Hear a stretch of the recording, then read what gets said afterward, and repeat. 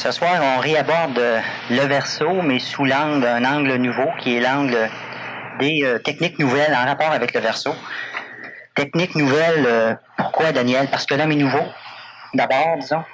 Oh oui, ça ne pose pas des questions quand tu donnes la réponse. Bon, OK, je continue. Bon. Second souffle. Le second souffle, ce serait, s'il y a des techniques, l'homme du verso va être en dehors de la mémorisation qu'on connaît. Donc, comment peut-il se servir d'une technique, sinon que ce soit sous forme d'arc réflexe qui soit mental, disons? Bon, justement, premièrement, on a des techniques qui vont développer chez l'homme des actes réflexes qui sont psychologiques, comme on a connu dans l'évolution piscéenne, dans l'évolution de l'ère du poisson, c'est-à-dire d'aujourd'hui à v'là 2000 ans. Et dans l'ère du verso, l'homme devra développer des techniques qui vont engendrer chez lui des réflexes mentaux. Maintenant, la différence entre un réflexe psychologique et un réflexe mental, elle est énorme. Le réflexe psychologique vous oblige, vous manipule à faire quelque chose inconsciemment. C'est-à-dire que vous, mentalement, vous n'êtes pas averti de quelque chose et vous faites immédiatement, vous répondez à un réflexe psychologique. Alors, lorsque quelqu'un vous insulte, il se passe quelque chose qui est un réflexe psychologique. Certaines personnes, à la vue du sang, perdent connaissance, d'autres se sentent faibles, d'autres vomissent, d'autres partent à rire. Ça dépend de l'évolution de chacun. C'est un réflexe psychologique. Le réflexe mental, il a de différents qu'il va, comme une histoire, comme, pas comme un proverbe, mais disons qu'on peut, dans le PMC, on appelle ça un axiome. Ça va simplement engendrer chez la personne, ça met en marche des mécanismes qui permettent à l'homme de prendre conscience de l'événement, de l'état de cet événement, la qualité, la vitesse avec laquelle passe l'événement, sa situation dans l'événement, ça éveille l'homme. Et lorsque l'homme sait ce qui se passe mentalement, l'homme, s'il a été conditionné mentalement à réagir dans certaines situations, étant donné que ces situations, disons, vu l'état de conscience de l'homme nouveau, demandent une action rapide, mais que cet homme nouveau n'est pas en relation, en contact avec l'énergie supramentale, disons globalement, cet homme n'a pas développé son double éthérique, l'homme devra réagir promptement avec, chez lui, une habitude à se servir de ses mémoires d'intervention, chose qu'il va développer dans l'ère du Verseau. La mémoire d'intervention, elle existe présentement chez l'homme conventionnel, mais c'est quelque chose qui est minime, qui est en phase de développement et qui va se développer chez l'homme. Lorsque l'homme a un réflexe mental, quelque chose se passe, il a appris que ce genre de choses pouvait exister. Prenons l'exemple de l'apparition d'un fantôme.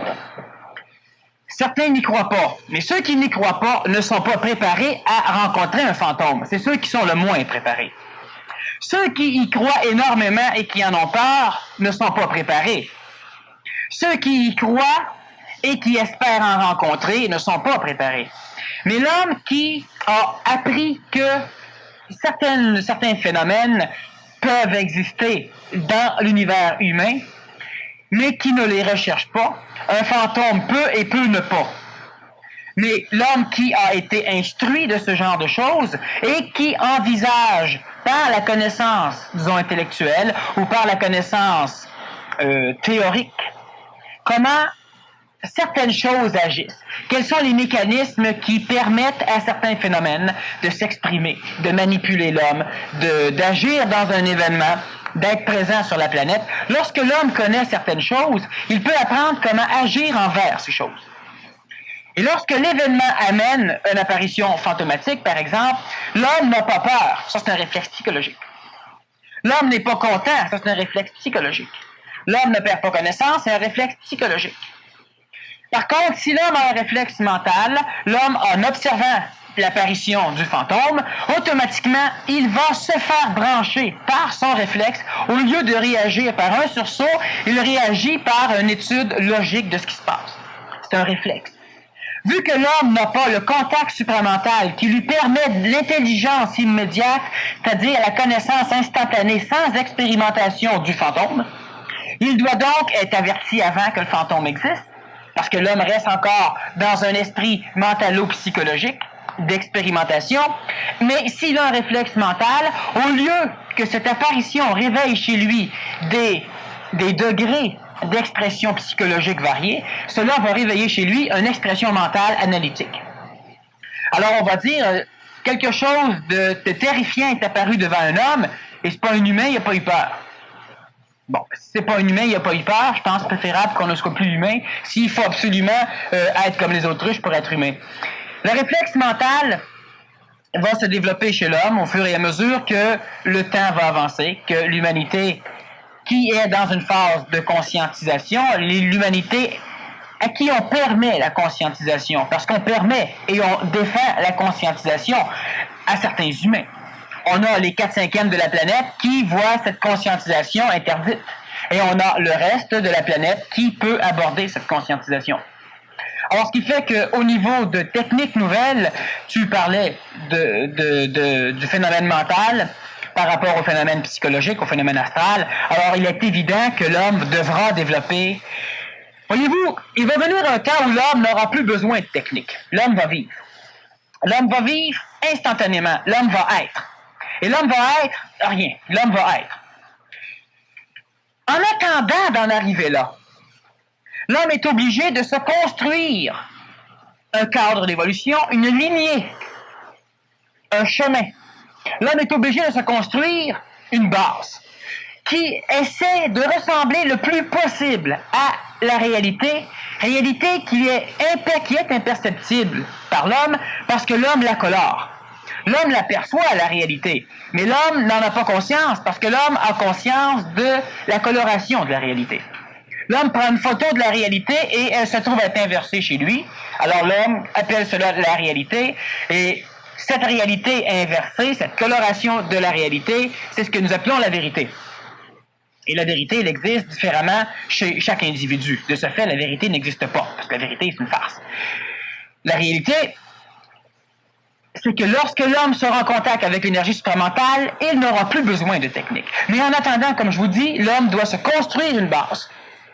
Et cette base se doit, et elle se doit réellement, c'est important, elle se doit de suivre l'évolution de l'homme qui marche sur la base. C'est pourquoi on aborde ce soir technique nouvelle pour l'homme nouveau. L'homme nouveau. Et que fait l'homme nouveau de différent de l'homme ancien? Rien. Il se bat avec des techniques nouvelles, peut-être, mais il se bat. Ça, c'est ancien.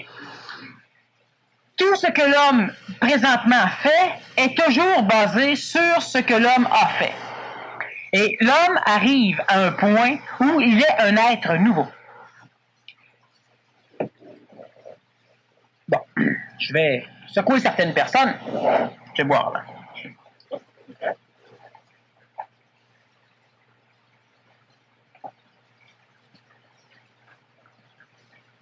C'est bien simple. Regardez bien que présentement, certains d'entre vous viennent d'être manipulés. J'ai réussi à susciter chez plusieurs d'entre vous quelque chose. Simplement parce que j'ai dit, je vais vous brasser. Et c'est un réflexe psychologique qui automatiquement s'est mis en marche. Et si moi je connais tous vos réflexes psychologiques, vous êtes mes esclaves. Total. Je peux vous faire laver mes planchers, je peux vous faire faire n'importe quoi si je connais vos réflexes psychologiques. Je sais qu'en faisant ça, vous faites ça. C'est un réflexe. Alors, connaissant les réflexes de l'homme, je peux faire les gestes qu'il faut pour que l'homme fasse ce que je veux. Et tant que l'homme aura des réflexes psychologiques, il sera manipulable par la politique, par tout ce qui existe sur la planète, ce que nous appelons l'astral planétaire, l'astral collectif, la psychologie humaine. Par la publicité, par l'éducation, par la morale, par le racisme, tout. Lorsque l'homme dévoile ses réflexes psychologiques, ce que l'homme fait régulièrement, il s'assujettit à être manipulé. Le réflexe mental ne sert à rien d'autre que vous avertir que présentement vous êtes dans telle situation. C'est tout. Alors, prenons l'exemple du réflexe mental. Je vais vous brasser. Automatiquement, il se passe quelque chose d'autre chez vous. Il ne se passe rien psychologiquement. Vous n'êtes pas manipulé par ce que je viens de dire. En réalité, quand vous êtes manipulé par ce que je dis, vous êtes manipulé par vos réflexes, pas par ce que je dis. Moi, ça ne me regarde pas. Je l'ai dit, la colonne ici, elle n'a pas bougé, la table n'a pas bougé, elle n'a pas de réflexe. Ça vous regarde. C'est vos réflexes et vous vous permettez d'être manipulé. Le réflexe mental aurait simplement analysé, soit, il faut faire attention, on a l'intellectualisme, qui n'est pas le réflexe mental, qui n'est pas de la mentalisation, qui est de l'ajustement théorique d'une réalité fracassante vis-à-vis le concept que l'ego avait déjà anticipé de l'événement. La philosophie, j'aurais pu dire ça à l'université, remarquez bien. Le réflexe mental, il va faire simplement que l'homme va essayer de percevoir dans quel événement il est et il va rechercher à entrevoir d'où va venir le bouleversement, mais sans avoir peur du bouleversement. Et tous ceux qui ont réagi ont eu peur du bouleversement à des degrés variés. Et lorsque l'homme a peur de quelque chose, il est manipulable. Lorsque l'homme envisage d'attendre d'une façon sereine la chose, sans espérer la chose, sans craindre la chose, sans juger la chose, l'homme n'est pas manipulable. Je dis le feu est pris, vous ne partez pas en courant. Vous analysez. Le feu n'est pas pris, vous restez là. Le feu est pris, vous allez agir. C'est un réflexe mental.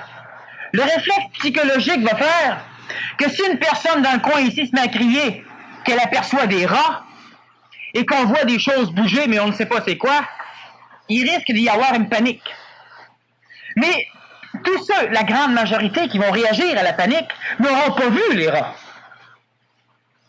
Ils suivront l'onde astrale émise par les quelques personnes qui les premières réagissent. Ceux-là émettent une vibration qui est enregistrée dans la salle et qui est perçue par l'ensemble. Et c'est ça l'astral collectif, et c'est de cette façon que l'homme est manipulé. Vous ne voulez pas voir, vous ne voulez pas savoir à cet instant précis où il se passe quelque chose possiblement de dangereux, vous voulez vous sauver. Y a-t-il du danger? Je m'en fous, je veux me sauver. Et là, il y en a 8-9 qui se font piétiner en sortant ici qui meurent. Et après, il n'y avait pas de rats. Ici, il y avait des rats, ça ne change rien. Les rats, ils sont tous écrasés en sortant par le trou là-bas, tout avec, il va faire les humains. La manipulation, c'est ça. Technique nouvelle pour l'homme nouveau. J'aimerais que vous leviez la main ceux qui croient faire partie de l'homme nouveau. Ceux qui croient faire partie de l'homme nouveau, j'aimerais ça que vous leviez la main.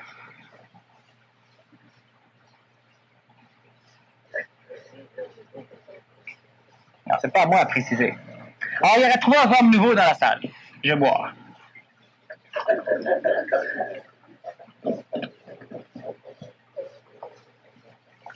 Qu'est-ce qui peut motiver l'être humain à venir à une conférence de techniques nouvelles pour l'homme nouveau s'ils ne sont pas des hommes nouveaux? Est-ce que de temps en temps, vous allez à des réunions sur la bourse? Non, parce que vous n'êtes pas dans la bourse. Qu'est-ce que vous faites ici? Vous n'allez pas à des réunions de mécaniciens parce que vous n'êtes pas mécanicien. Technique nouvelle pour l'homme nouveau, vous êtes ici. Et vous m'affirmez que vous n'êtes pas des hommes nouveaux. J'ai entendu dans la salle, il faudrait que je définisse ce qu'est l'homme nouveau. C'est à moi de définir le cadre de l'homme nouveau. C'est à moi. Donc, c'est à moi de définir les paliers d'évolution et de vous placer sur un étage ou sur l'autre. C'est ça que ça veut dire. Il faudrait que je définisse ce qu'est l'homme nouveau. C'est pas à moi de définir dans quel état d'évolution vous êtes, à quel palier de conscience vous êtes. C'est à vous de vous arranger. Qu'est-ce que c'est que l'homme nouveau? On en parle depuis longtemps. C'est simple ce que c'est l'homme nouveau. C'est celui qui est capable de regarder vers l'avenir. C'est pas compliqué. Si on clarifie un petit peu, l'homme nouveau, c'est pas celui qui est déjà transformé, c'est pas le surhomme. Mais l'homme nouveau, c'est celui qui tend, non consciemment ou consciemment, à devenir ce surhomme. Pas de Superman. L'homme nouveau, c'est celui qui est capable d'accepter les choses nouvelles. Ça, l'homme nouveau. C'est simple. C'est vachement simple. Celui qui n'est pas capable d'accepter les choses nouvelles, c'est un homme ancien. Il y en a plein sur la planète.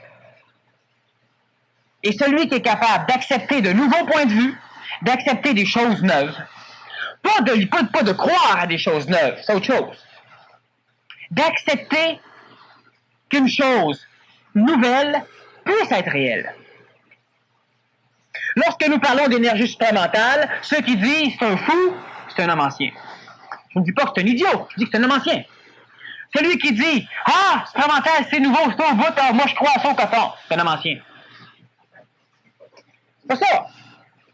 La personne qui dit c'est un nouveau concept, c'est intéressant. C'est un homme nouveau. La personne qui dit oui, ça fit avec ce qui se passe chez moi, c'est un homme nouveau. Celui qui est simplement capable d'accepter que des choses nouvelles existent, c'est un homme nouveau. Maintenant, dans l'homme nouveau, il y a des hommes nouveaux pratiques et des hommes nouveaux qui foirent. Normal, c'est partout.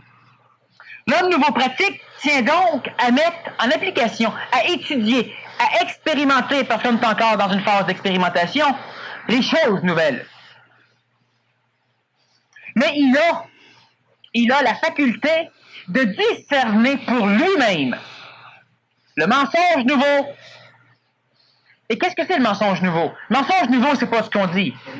C'est l'affinité vibratoire qu'a ce qui a été dit avec la faculté d'être manipulé de l'homme. C'est le mensonge. Lorsqu'une chose, quelle que soit la chose, pénètre chez vous et vous manipule, c'est un mensonge. Dieu rentre dans votre cœur et vous manipule, c'est un mensonge. Alors, quelle que soit la connaissance, vous devez la comprendre. C'est plus un mensonge. Alors, l'homme nouveau est capable d'accepter des choses nouvelles. De prime abord, ça c'est le début, ça c'est l'homme nouveau. Les enfants, c'est tous des hommes nouveaux. On peut les instruire à rester anciens. Parce qu'on a peur qu'ils nous enseignent.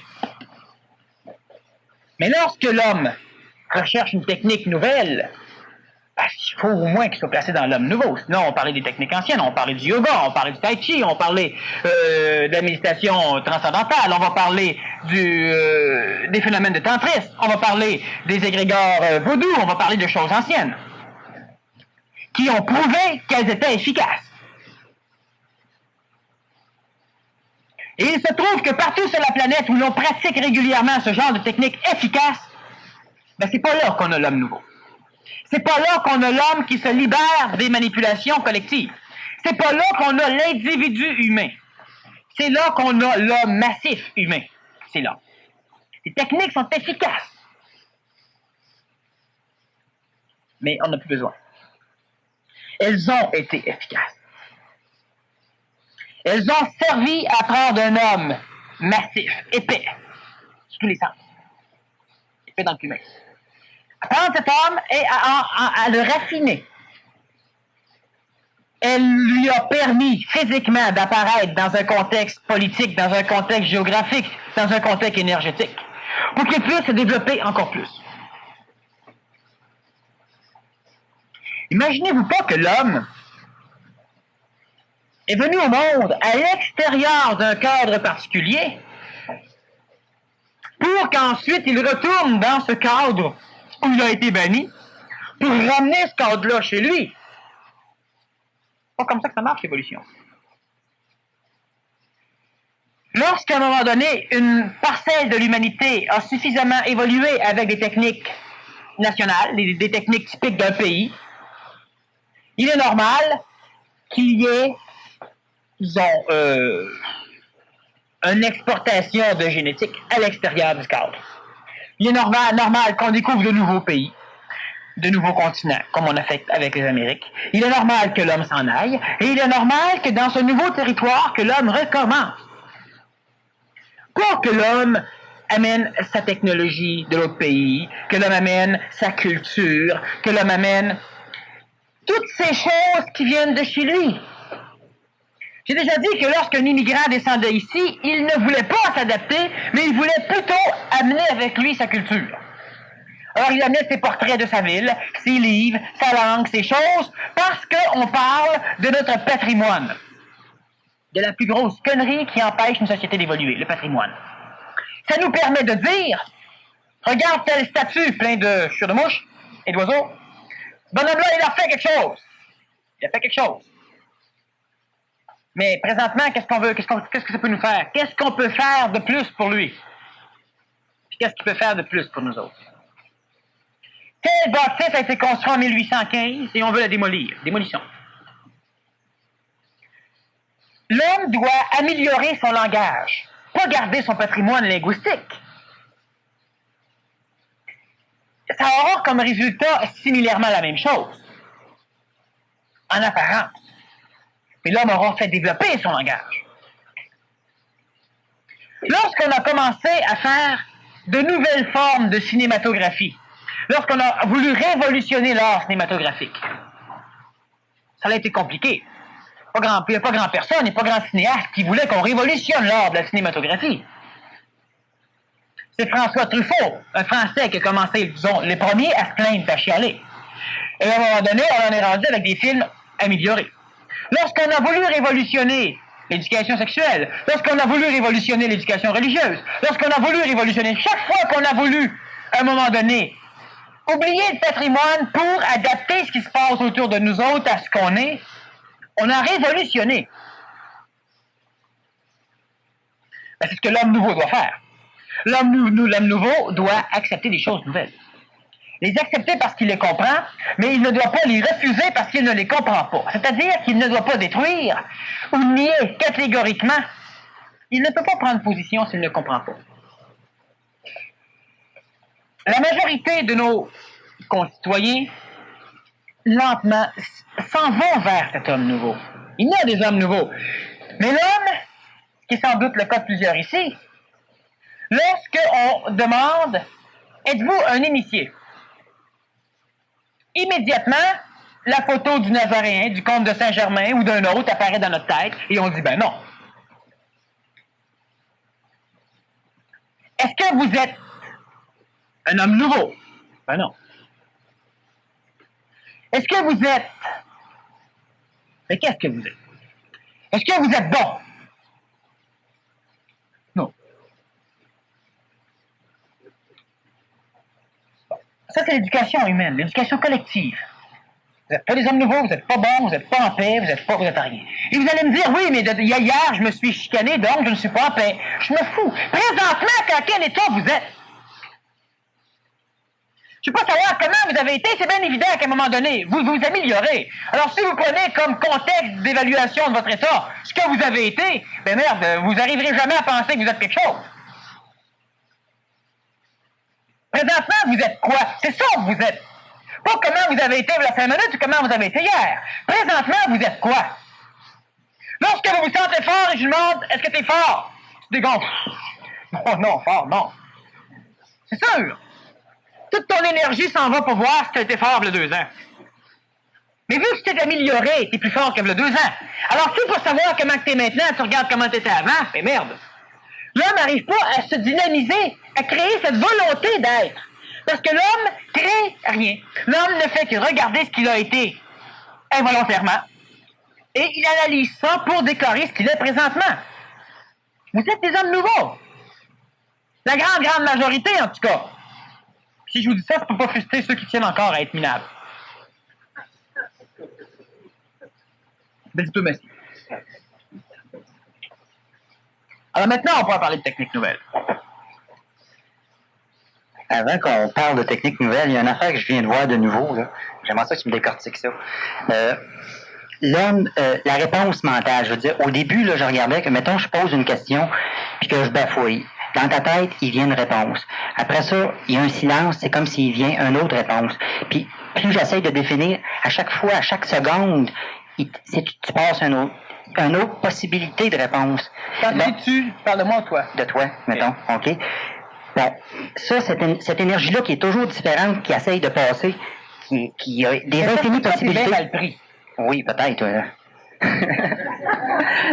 Je suis proche un peu. Je viens de faire ce que tu disais, OK. Ouais, c'est psychologique, mais c'est pas grave. Si tu veux t'analyser, faut que tu t'en ailles dans la salle. Je peux pas faire ça en avant, c'est ça. Ce que je veux dire par là, c'est que chaque personne qui est à l'aise dans la salle, lorsqu'elle monte ici, c'est plus elle. Alors, c'est tout à fait normal. Présentement, de toute façon, on avait déjà discuté de ça ensemble, et c'est pour ça d'ailleurs que tu es assis là. À un moment donné, tu n'auras plus de questions à poser, parce qu'au fur et à mesure que je vais parler, tu vas aussi savoir ce que je vais dire. Parce que tu vas copier l'énergie de la réponse, l'énergie, disons, auquel je me réfère pour parler, l'énergie supramentale, en même temps que moi, ce qui est le cas de temps en temps de certaines personnes de la salle. Et c'est normal. Il va venir un temps où l'échange d'informations va se faire d'une façon télépathique instantanée. D'ailleurs, la télépathie, elle est instantanée. Pour la simple raison qu'on va avoir besoin d'une personne, par exemple, qui stimule une question, ce qui est ton travail en avant. Et une fois que c'est stimulé, l'orateur n'a plus rien à dire. Un jour, et ça paraît extrêmement, ça peut paraître farfelu un peu, mais ça l'est pas. Un jour, tu poses une question et moi, je ne dis rien. Et au bout d'une demi-heure, tu poses une autre question et je ne dis rien. Et au bout d'une autre demi-heure, tu recommences et je ne dis rien. Parce que, au fur et à mesure que je me réponds, tout le monde se répond. Et nous avons tous la même réponse. Nous ne sommes pas manipulés. Là où est l'énergie, disons, que moi je prends pour parler, chacun y a accès.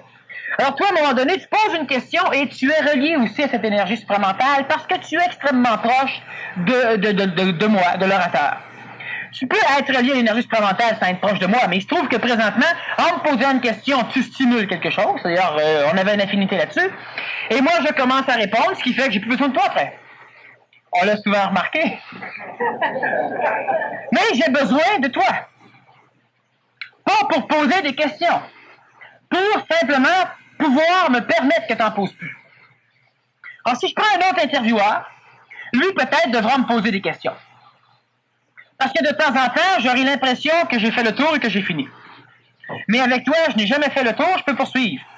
De temps en temps, j'arrête pour que tu puisses parler un peu, mais c'est pas nécessaire. Par contre, ta présence est nécessaire. Alors, c'est sûr que si tu essaies d'analyser ce qui se passe chez toi par rapport à ce qui se passe chez moi quand tu es ici en avant, ça n'a aucun rapport. Il faudrait que tu sois dans la salle et tu aurais d'autres effets que tu pourrais analyser. Mais présentement, c'est tout à fait normal. On en reparlera à un moment donné. Parce que là, sinon, tu n'auras plus de pilote que tu vas sortir d'ici.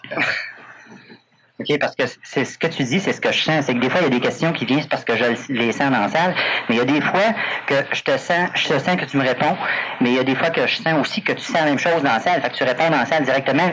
À chaque fois, en tout cas, il y a au moins 3 ou 4 questions que tu les vois avant que je les demande. Fait que j'ai plus rien à dire. Ce que Guy vient de dire, est genre, le bon intervieweur a l'avantage, du moins en ésotérisme, un intervieweur dans une salle. Et vous savez qu'il n'y a pas souvent qu'on a des intervieweurs dans des salles. À la télévision, oui. À la radio, oui, mais c'est pas la même chose. Il doit être capable de percevoir les questions que le public se pose dans le tête pour les poser aux conférenciers. Et on n'a pas beaucoup de bons intervieweurs. Et je fais donc une parenthèse au niveau énergétique. Et effectivement, de temps en temps, je le sens moi-même, ce qui fait que moi, je peux y aller. Et l'avantage que tu sois là, ça me permet de pouvoir répondre d'une façon, en coordonnée supramentale. Et toi, tu captes ce qu'il y a à capter, et puis moi, je réponds, sans que tu aies posé de questions. C'est évidemment achalant pour l'intervieweur, mais c'est très efficace. OK.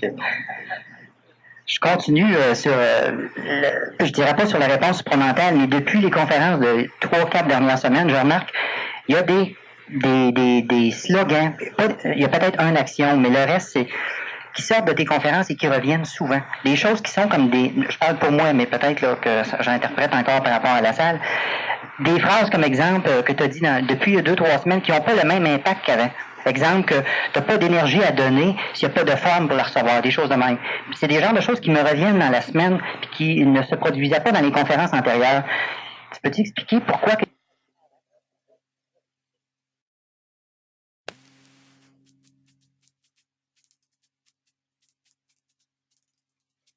il y a comme une quintessence là, qui prime, qui revient, qui fait un travail persistant. Bon.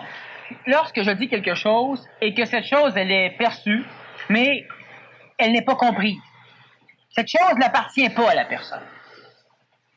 Puis je ne peux pas permettre qu'une personne s'en aille avec quelque chose qui n'est pas elle. C'est pas pour rien que je parle rapidement. C'est pas pour rien qu'il y a une forme d'énergie lorsque je parle. C'est pas pour rien qu'il y a d'autres choses que je dis pas. Bon. À un moment donné, la personne, elle finit par, on parle de toi, mais on peut parler de d'autres, elle finit par avoir une augmentation énergétique, ce qu'on appelle évoluer. Pas à cause de moi, à cause de sa vie. Et je suis une petite parcelle dans sa vie. Mais toute l'expérience qu'elle a finit qu'à un moment donné, il se passe des choses chez elle et elle a un état de conscience qui s'ouvre. Tu répètes la même phrase et elle fait soudain office de marteau dans sa tête. Pourtant, on l'a toujours dit. Mais la personne n'avait pas l'énergie pour la comprendre. À un moment donné, tu dis quelque chose et ça va te revenir parce que tu as l'énergie maintenant pour comprendre cette chose. Donc, tu vas t'en servir et ça peut même devenir un réflexe mental parce que là, ce que tu viens de dire, en tout cas, est un exemple mental. Donc, à un moment donné, tu as ça quand tu viens de faire quelque chose. Ça te manipule pas à ne pas le faire. Ça te permet de te dire, je le fais-tu ou je le fais pas. Ça, le réflexe mental. Il te laisse toujours l'opportunité d'agir, mais il t'avertit. Psychologiquement, tu agis face au réflexe mental et par après, tu dis j'ai bien fait, tu dis ben non, tu dis je regrette. Le réflexe psychologique t'avertit. C'est toi, t'es ton seul maître. Alors, ce qui t'arrive, ce qui doit arriver à certains moments donnés, c'est que le niveau d'énergie augmentant, ben, à un moment donné, il y a des choses qui sont banales pour plusieurs, qui frappent pour d'autres. C'est normal. OK. Mais là, ça répond beaucoup à la question vu que le titre c'est la technique, une technique nouvelle, et il y a des choses en fait qui découlent peut-être d'une idée principale et qui ne sont plus des techniques, mais qui sont quand même réflexes mentales. Le réflexe mental est une technique nouvelle. Cela peut se développer. Dans le PMC, on travaille sur ce développement. On le développe d'une façon efficace et par différentes pratiques, disons, qui libèrent l'homme de la pratique collective, qui individualise ses propres choses. L'avantage du réflexe mental, c'est justement que même si on est 20 millions à avoir les mêmes réflexes mentaux, lorsqu'il se passe quelque chose, je suis juste averti qu'il se passe quelque chose. Et c'est à moi de faire ce que je veux faire. D'agir mal, d'agir bien, de réagir mal, de réagir bien, mais c'est à moi. Tout ce qu'il y a, c'est que je suis averti. C'est le réflexe mental. Alors donc, tu n'es pas assujetti à tout le monde. Moi, je sais, par exemple, que si un homme masqué rentre ici avec une mitraillette, qui commence à tirer au plafond un peu, puis qui décide qu'il veut dévaliser tout le monde, il va y avoir le même genre de réaction dans la salle. C'est le réflexe psychologique. Par contre, si chacun a été habitué à travailler avec des réflexes mentaux, c'est-à-dire que si ce genre de situation se présente, et pour le réflexe mental, c'est comme pour le réflexe psychologique, tu n'as pas besoin d'étudier chaque situation. Pour avoir peur, tu n'as pas besoin d'expérimenter tout ce qui fait peur pour après ça avoir peur de ce qui se passe. Hein? Tu as peur quand ça arrive, quand c'est nouveau. Le réflexe mental, c'est la même chose. Tu ne t'habitues pas à réagir quand tu rentres avec une mitraillette. Après ça, il faut que tu te pratiques avec un fusil mitrailleur, après ça avec un Colt, après ça, ben, tu sais, c'est pas ça qui se passe. La personne rentre, si tout le monde a des réflexes mentaux, je ne peux pas prédire rien de ce que chacun va faire ici. Je ne sais pas. Le gars va rentrer, il va tirer. La réaction du monde, pas pas tout ce qu'il fait. Lui, il est fait. Parce que lui, il va agir avec son réflexe psychologique, il ne comprendra pas ce qui se passe. Puis chacun agit à sa manière parce que chacun est libre. Même si tout le monde a, disons, pratiqué la même technique de réflexe mental, chacun est libre. Le réflexe, c'est juste lui dire, il voit tout, il comprend, il est prêt à faire quelque chose. Maintenant, c'est à lui de faire. Je peux crier, je peux paniquer, je peux monter après les lustres, je peux me cacher, je peux... n'importe quoi. Ou je peux... Le gars, il rentre, tout le monde met les tables à terre, tout le monde se garage dessus puis il l'aplatit. Le gars ne s'attendait pas à ça. Est-ce qu'il a été entraîné? Absolument pas. C'est pas une technique de commando, c'est une technique de réflexe mental. Tu vois clair, tu agis. Bon, alors donc, c'est une technique, le réflexe mental. Ça se pratique, ça se développe, ça se cultive. Et à un moment donné, l'avantage du réflexe mental, c'est qu'on peut le faire taire quand ça nous tente. Ce qu'on peut difficilement avec le réflexe psychologique. Avec le réflexe psychologique, on doit hypnotiser, donner des médicaments, faire changer les idées, le temps va l'effacer, ou bien non, le temps va l'amplifier. On ne sait pas avec le réflexe psychologique ce qui se passe. Avec le réflexe mental, on le sait. Parce que le réflexe mental part d'un mécanisme logique. Dans un état de conscience particulière, donc selon un point de vue particulier par rapport à un événement particulier. Le réflexe psychologique n'est pas logique. Lui, c'est simplement un mécanisme d'expression par rapport à un événement quelconque. J'ai peur, pourquoi? Aucune idée. Parce que j'ai peur. Quand j'ai vu un chien, il me mord, ça fait peur. C'est normal. Bon, alors c'est simplement ça. Le réflexe psychologique ne s'explique pas. Chaque fois que tu vois un chat, même sur une photo, tu commences à le gratter. C'est un réflexe psychologique qui se termine par une psychosomatose, par le corps physique. Peux-tu le contrôler? L'asthme est souvent relié à des réflexes psychologiques. Peux-tu le contrôler? Non. Le réflexe mental facilement, parce que lorsque les coordonnées d'un axiome, d'un réflexe mental, ne concordent plus avec ta réalité, il ne peut plus apparaître. Prenons un réflexe mental. Quelqu'un arrive ou un événement se passe, le réflexe mental, disons, le plus privilégié au niveau du PMC, ça va être l'homme doit être son seul maître. Il se passe n'importe quoi, tu viens pour réagir, tu te sens mal, puis d'un coup, ça se déroule dedans ta tête. L'homme doit être son seul maître. Fait que là, toi, qu'est-ce que tu fais avec ça? On peut juste te le dire. C'est toi qui te le dis. Mais à un moment donné, tu te dis, non, c'est pas vrai, ça. L'homme ne doit pas être son seul maître. Là, tu analyses, tu dis, l'homme est son seul maître. Je suis mon seul maître. C'est différent. Ou l'homme est l'esclave parfait. Bon, tu décides ça. Tu vois clair que c'est ça. L'homme est l'esclave parfait. Alors, un jour, il se passe quelque chose, puis ça part. L'homme est l'esclave parfait. Tu le changes facilement. Parce que si l'autre n'est plus logique pour ton état de conscience, il ne peut pas paraître.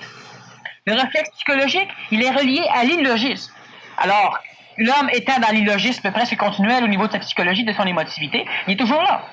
Le réflexe psychologique disparaît si l'homme le remplace par un réflexe mental qui doit être logique. Pas logique par rapport à moi, par rapport à la personne. Si-tu intelligent de souffrir? Non, mais c'est normal. Je recommence. Si tu es intelligent de souffrir, pas savoir si c'est normal. Parce que si tu dis, ben oui, c'est intelligent, tout le monde le fait. Ça vient à ça, c'est normal. Crime, c'est pas ça être intelligent. Faut que tu arrives à comprendre une chose. Mettre de l'intelligence après, et tu peux t'en servir comme réflexe mental. C'est une technique de l'homme nouveau. Il y a plusieurs nouvelles techniques qui commencent à apparaître. Je ne vais pas tellement parler des techniques nouvelles, parce que parlant des techniques nouvelles, je vais parler surtout des techniques du PMC, et ça va être de la vente. Et comme d'ailleurs m'a déjà dit François, je suis un très mauvais vendeur. Le problème chez l'homme, c'est pas tellement les techniques nouvelles, c'est les techniques anciennes. Il y a des dangers aujourd'hui pour l'homme nouveau de se servir de techniques anciennes. Il y a toujours eu des dangers pour l'homme nouveau d'un état temporel, en 1700, 1800, 1400, de se servir de techniques anciennes. Pour l'homme nouveau, pas pour le nouvel homme qui vient de naître, pas pour l'homme nouveau, ce que j'appelle l'homme nouveau, celui qui peut accepter des choses nouvelles. Pour l'homme du Verseau, présentement. Lorsqu'une personne prend une technique du passé et qu'elle s'en sert pour supposément augmenter son taux vibratoire, les techniques du passé ont présentement comme particularité fonctionnelle de permettre à l'homme de s'entretenir. C'est tout. Elles permettent à l'homme de ne pas rétrograder. Mais lorsqu'une personne s'est suffisamment entretenue pour commencer à être solide, peut être en forme sur tous les plans, donc la technique la maintient, elle doit maintenant passer à une technique nouvelle. Et lorsqu'elle passe à la technique nouvelle, elle doit abandonner la vieille technique, sinon la technique nouvelle n'est pas adéquate, pas la bonne. Je dis de temps en temps que lorsqu'une personne fait 5, 20 ans ou 10 ans du yoga, ce que le yoga lui apporte n'appartient pas à la personne parce que la personne est obligée de poursuivre son yoga pour avoir le résultat. Donc, ce qui est apporté appartient à la technique, n'appartient pas à l'homme qui pratique la technique. Et ça, c'est dangereux. Lorsque vous pratiquez quelque chose et qu'après un nombre de temps, vous le perfectionnez, vous êtes un maître de cette chose. Et pensez pas qu'un maître, c'est que vous devez être exactement comme un autre. Ça dépend des corps physiques. Mais lorsque vous le perfectionnez, vous l'avez. C'est parfait. C'est le temps maintenant de passer à quelque chose qui va vous amener plus en gardant ce que vous avez. Vous savez qu'il y a des techniques mentales qui permettent à l'homme de garder sa souplesse corporelle. Mais l'homme doit être souple corporellement avant d'entreprendre cette technique. Certains disent, l'énergie supramentale, lorsque je vais l'avoir, elle va purifier mon corps. Que je fume ou non, ça ne change rien. Sauf que de fait, c'est vrai, c'est totalement vrai. Mais ils sont rares en maudit, ceux qui, en faisant des choses négatives, vont avoir l'énergie supramentale. Mais s'ils l'ont, ils règlent le problème. Mais la majorité, en réglant le problème, vont l'avoir. Et après, s'ils veulent recommencer pour faire du show-off, ça ne nuira pas. Vous allez même pouvoir boire du cyanure, si vous voulez. Buvez-en pas tout de suite en vous disant que l'énergie supramentale va vous sauver, elle ne vous sauvera pas. Les techniques ancestrales sont bonnes, je répète, pour entretenir des états, pour empêcher la rétrogradation. Le tantrisme, c'est l'une des techniques les plus dangereuses aujourd'hui et c'est l'une des rares qui ne permet même pas l'entretien. Elle permet la dégradation. Pour ceux qui ne connaissent pas c'est quoi le tantrisme, c'est l'évolution, disons, par l'acte sexuel. Défini en gros, là, mais de toute manière, lorsqu'il y a échange sexuel pour évoluer, quand on en fait régulièrement, là, qu'on en fait une doctrine, là, au niveau du tantrisme, au niveau de l'énergie vitale, au niveau de l'acte sexuel, présentement, c'est l'une des techniques de l'Antiquité qui dégrade l'individu. Elle empêche, sachez bien qu'à un moment donné, en Lémurie, et ça, que vous qu'on le sache, sinon on s'en fout, mais écoutez bien ceci, l'homme ne parlait pas et l'homme ne pensait pas. L'homme se divisait, l'homme se reproduisait asexuellement. Il n'avait pas besoin de copuler pour la reproduction. Par transpiration, par division, comme les amibes le font encore. D'ailleurs, l'homme ne ressemblait pas à nous autres, il ressemblait beaucoup plus à un amibe. À un moment donné, l'énergie vitale de l'homme, l'énergie de la vie, l'énergie éthérique dans certaines étymologies, l'énergie vitale, qui permet la création de la vie, a commencé à se diviser en deux. Et elle est montée vers le haut de l'homme pour créer le centre laryngé qui a ouvert la parole et qui a donné à l'homme la possibilité de créer par le verbe. Et elle a créé le cerveau de l'homme pour rendre l'homme intelligent. D'ailleurs, on parle de l'arbre du bien et du mal, c'est là que ça s'est passé. Ce qui s'est passé à ce moment-là, c'est que l'homme avait la moitié de sa capacité de reproduction. Il a donc dû s'unir à un autre être similaire à lui pour avoir 100% d'énergie pour pouvoir se reproduire. Et on a créé l'être sexué. Chaque fois que l'homme use trop de sa sexualité, parce qu'il y a un condensateur d'énergie au niveau des glandes sexuelles et au niveau des carrefours d'énergie sexuelle. Et ces condenseurs d'énergie se vident de temps en temps lorsque l'homme s'en sert. Et si on les vide trop et on se sert à les vider, ils doivent se remplir, ce qui élimine l'énergie pour le centre laryngé, ce qui ne développera pas la parole chez l'homme, et la parole a juste la pensée, et ce qui ne développera pas le cerveau de l'homme. On parle de surhomme, on parle de phases cérébro-mutatives, les neurones vont muter, tout le système des cellules gliales dans le cerveau humain va se transformer. Pour ça, l'homme a besoin d'énergie vitale. Et c'est pour ça que beaucoup d'écoles ont prôné la chasteté pour l'évolution. Il y a un équilibre entre les deux qui doit être atteint. Mais présentement, l'homme est en phase mutative. Alors, je ne parle pas de chasteté, mais le tantrisme tout court est présentement quelque chose qui empêche le développement du centre laryngé chez l'homme et du centre cérébral nouveau. C'est une technique ancienne qui est plus bonne. Les autres techniques, évidemment, si on parle de drogue comme technique ancestrale, la drogue aussi a des effets très rébarbatifs. La marijuana détruit les liaisons entre le corps astral de l'homme et l'homme, donc elle élimine lentement l'ego chez l'homme. Par contre, ce qui peut apparaître comme une phase évolutive, parce qu'on dit que l'ego devra tendre à disparaître. Ce qui va se passer à un moment donné, c'est que l'ego ne disparaît pas. L'ego, il est simplement transmuté en quelque chose d'autre, qui est projeté à l'extérieur de notre planète et qui va créer notre globe éthérique. Mais ça, on reviendra là-dessus. Prochaine conférence. La personne qui prend certaines drogues, la cocaïne, d'ailleurs, elle tue physiquement, elle détruit les cellules, disons, les neurones. Elle fait plusieurs choses. Une personne qui en prend un petit peu de ce genre de drogue peut ne pas percevoir instantanément quelque chose chez lui. Mais il se transforme par apport de matière matérielle. Il reste donc assujetti à l'évolution de la drogue. La journée qu'on coupe la drogue, il cesse d'évoluer, ce qui n'est pas intelligent. Le plan d'évolution de l'homme n'a pas été créé comme ça. Et en plus, il va attaquer soit son corps vital, et avant de s'en rendre compte, il peut en prendre pas mal, soit son corps astral, sa psychologie. La majorité des drogues, d'ailleurs, attaquent le corps astral. La personne devient frustrée, la personne devient colérique, la personne devient psychosée, névrosée, il y a plusieurs choses qui vont se passer. Elle peut devenir plus pacifique, ça ne change rien. Parce que si la paix qui vous habite appartient à l'héroïne est évoluée. Pour vous. Ça, c'est vachement important. Vous pratiquez une technique pendant un certain temps, et la technique doit être améliorée, elle doit se transformer et elle doit être abandonnée. C'est un proverbe, ou comment tu dis ça tout à l'heure, un slogan, qu'une technique doit enseigner à l'homme comment se débarrasser d'elle.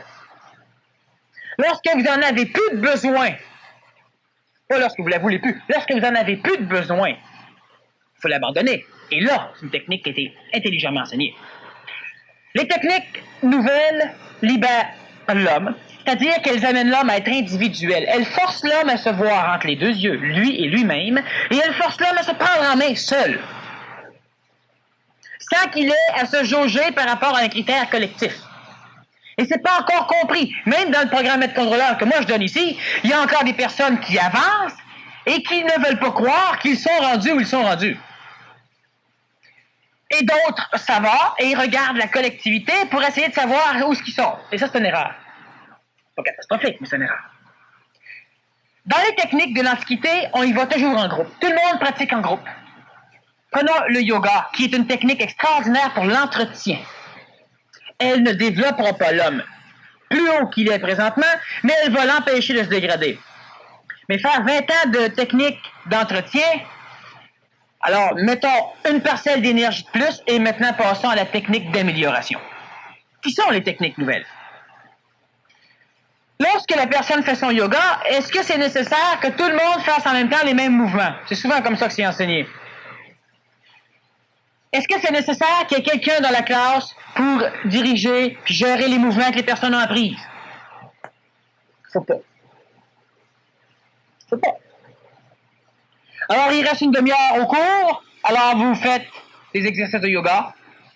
Vous l'avez appris. Vous savez quel état vous recherchez. Vous savez tout ça. Je vais en prendre un hamburger chez McDonald's. Puis je reviens dans une demi-heure. Puis je veux que tout le monde soit calme. Dans une école conventionnelle, ils vont dire, ben oui, on paye, Christy, puis le prof, il s'en va. C'est ça le problème. Et la technique de yoga, vous la faites pour vous. Pas pour le prof, pas pour l'argent que vous avez investi, pas pour les autres, pour vous. Et au niveau PMC, on répète souvent que plus un exercice est fait lentement, mieux il est fait. Puis les retardataires sont les bienvenus. Tout est fini dans le contour au cave qui continue. Aucun problème. Continue. C'est parfait. C'est comme ça qu'il faut que ça marche. Mais le yoga entretient. À un moment donné, il faut connaître le corps physique. Parce que la technique, et souvent les techniques qu'on a vues dans l'Antiquité, se faisaient par croyance. Vous adhérez. Ou vous n'adhérez pas. À un moment donné, il faut comprendre pourquoi on fait quelque chose. Et ça, c'est nouveau chez l'homme. Avez-vous l'énergie de faire des mouvements particuliers? C'est beau. Avez-vous maintenant l'énergie de comprendre ce que ça l'amène chez vous? Parce que remarquez bien que la majorité de ceux qui sont inscrits dans des techniques ne savent pas ce que ça leur apporte. Ils savent juste ce que ça rapporte aux autres. C'est vrai, et c'est drôlement important. Oh, ça me rapporte, je me sens mieux. Oui, mais est-ce que tu comprends tout ce que ça te rapporte? Et ça, c'est mauditement important. Ben, je me sens mieux. Ton cœur, comment qu'il va? Ta respiration, comment qu'elle va? Ta transpiration, comment qu'elle va? Ton système endocrinien, le contrôle-tu plus? Qu'est-ce qui se passe chez toi? Faut que vous, pour toucher à une technique nouvelle, vous devez apprendre en même temps ce qui se passe chez vous. C'est de l'enseignement comme on en fait dans les cégeps, dans les écoles secondaires ou dans les universités. Pas juste un passe-temps, même si c'est le passe-temps favori. La technique nouvelle, elle oblige l'homme à être seul, à être individuel. La technique nouvelle, elle fait travailler surtout le mental de l'homme, de façon à ce que l'homme comprenne ce qu'il fait et le pourquoi il le fait. Comme technique nouvelle, il y en a plusieurs qui existent. Il y en a un mot de paquet. Je peux vous donner des exemples comme la démarche flottante mentale, la démarche flottante physique, des techniques de respiration qui prennent non pas deux formes d'énergie vitale, le yin et le yang, mais trois formes, l'énergie yin, l'énergie nominale et l'énergie yang, qu'on ne connaît pas, mais qui existent. La personne qui, présentement, a un corps physique qui lui permet de capter facilement l'énergie yang et yin, par la respiration ou par la nourriture, par la bouche. Comment on capte? On suit des cours de yoga ou de respiration et on apprend à respirer. Comment ça marche? Savez-vous que lorsque vous respirez abdominalement, vous captez surtout par l'extrémité du nez de l'énergie solaire, yang. Donc, lorsque vous allez chez un acupuncteur ou lorsque vous avez des brûlements d'estomac, une maladie yang, trop de chaleur, comment vous respirez? Pour capter plus de yang, pour que ça l'empire? On va voir un acupuncteur qui nous ajuste. Mais si on comprend la mécanique, on va respirer par le système sous-clavière et qui permet une captation d'énergie yin, qui est au niveau de la racine du nez. Et ça, dans le PMC, on fait une technique amusante. Je ne vais pas pratiquer ça ici, là, parce qu'on n'a pas nos pots. Mais lorsque vous avez le rhume, et vous avez des écoulements, ben, vous avez simplement à renifler. Puis renifler avec l'abdomen, ça va remonter ici. Renifler avec le haut, puis vous allez sentir ça tirer en haut. Essayez pas d'expliquer ça physiquement, ça se peut pas. C'est le même conduit. Pratiquez, vous allez voir la différence. Mais lorsqu'on sait ce genre de choses, on le pratique. Et l'énergie hominale, qui n'existe presque pas à l'extérieur, mais qui existe chez l'homme et que l'homme doit récupérer, elle va surtout être captée par la respiration intercostale. Il faut pratiquer. Là, je donnais une banalité au niveau du système respiratoire. C'est une technique RESCON que l'on se sert au niveau du PMC, mais c'est des techniques nouvelles. Yin-Yang, c'est beau. Mais il y a l'énergie de synthèse, il y a l'énergie minale aussi, qui est la plus importante, c'est d'ailleurs elle qui permet la guérison par le magnétisme. On ne la connaît pas, on ne la connaissait pas, et lorsqu'on apprend des choses, on doit l'apprendre de façon à comprendre pour qu'on puisse les mettre en pratique. Pas parce que mon prof m'a dit qu'il fallait le faire 3 fois par semaine. C'est plus comme ça. Vous êtes assujetti à un professeur qui doit vous dire quand faire, qui doit vous pousser, qui doit vous motiver. C'est bien plate. Mais lorsque l'homme est debout, que l'homme apprend des choses, que l'homme comprend des choses, que le prof pratique ou pas, lui, il a compris, lui, ça marche, lui, il le fait. Ça, c'est important. Plus d'idole, plus de culte, plus de pratique. Les techniques nouvelles, il y en a. Il y en a un maudit paquet. On arrive difficilement à les transmettre dans la collectivité parce que l'homme s'adresse surtout à des techniques qui ont fait le preuve. À les techniques PCN, à les techniques ancestrales. Et ces techniques, je le répète, sont bonnes pour permettre l'entretien de l'homme. Elles ne permettent pas l'amélioration spectaculaire. Pas par rapport à la psychologie, là, une amélioration réelle de l'homme. Elles permettent l'entretien. Et c'est sûr qu'une personne va dire, ouais, mais c'est pas vrai, moi j'en fais, je me suis amélioré. C'est sûr. Dans quel état étais-tu quand tu as commencé? Ça t'a ramené à l'état que tu devrais être. Donc, tu vois une amélioration. C'est sûr. Mais l'amélioration se fait où? Combien parmi vous ont suivi des cours, ont lu, ont assisté à des séminaires, à des conférences, se sont promenés, ont visité des camps, ont fait bien les expériences et qui sont satisfaits réellement, pas de l'expérience, de l'amélioration que ça a apporté chez eux. L'expérience, psychologiquement, on peut en être satisfait. Il y a 2 moyens que ça rapporte. Observer pour prendre conscience s'il y a réellement eu une amélioration. Deuxièmement, observer s'il n'y en a pas eu pour savoir si c'est par rapport à la technique ou par rapport à soi. Mais généralement, l'homme se demande tout le temps pourquoi il n'avance pas rapidement. Ben, il ne peut pas avancer rapidement si vous restez assujetti à des techniques ancestrales. Ces techniques-là permettent l'entretien. Et vous entretenir, c'est pas vous améliorer. L'homme nouveau doit faire maintenant des choses nouvelles. Si on prend, par exemple, un système qui permet à l'homme de bouger lentement son corps. Parce que l'évolution nouvelle se fait dans le corps physique, dans le corps vital, dans le corps psychologique astral, dans le corps mental. C'est très important. Et une technique nouvelle complète s'adresse évidemment à ces 4 plans-là.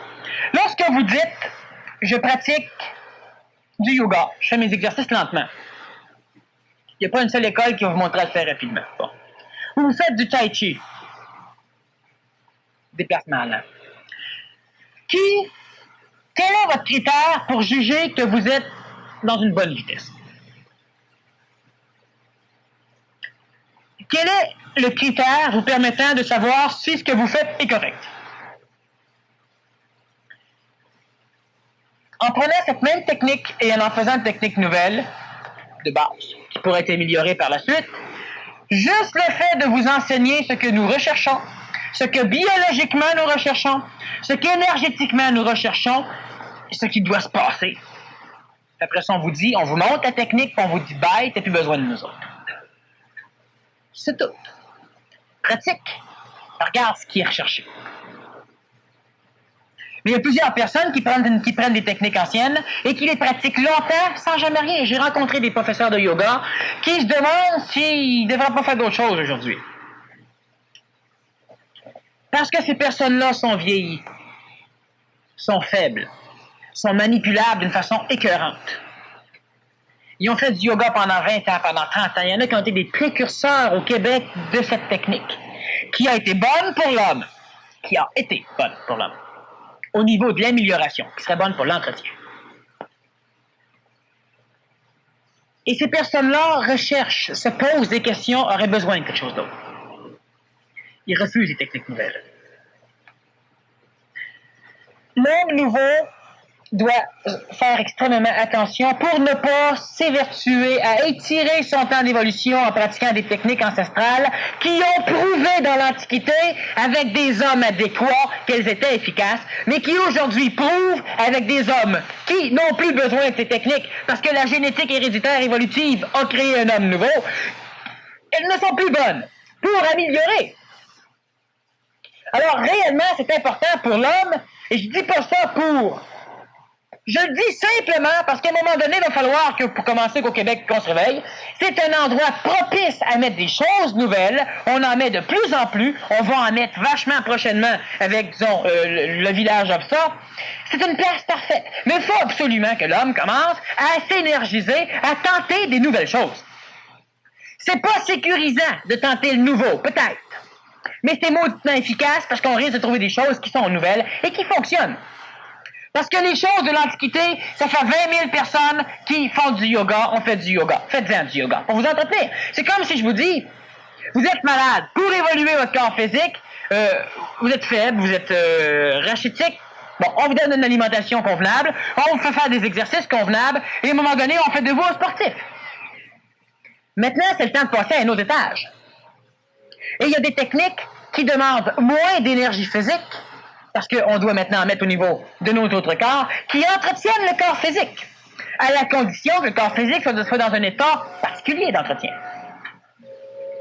Certains ont une psychologie, une volonté de faire quelque chose qui est incroyable, mais ils sont malades, qui n'arrivent pas à se guérir. C'est ça. Laissez faire votre volonté, commencez par monter votre corps physique, reprenez votre volonté, votre corps ne retournera pas malade, mais ça ne guérira pas. Il faut bien comprendre que ces techniques nouvelles, on doit les rechercher, on doit les créer. Si elles n'existent pas, vous devez faire des choses qui apportent des choses.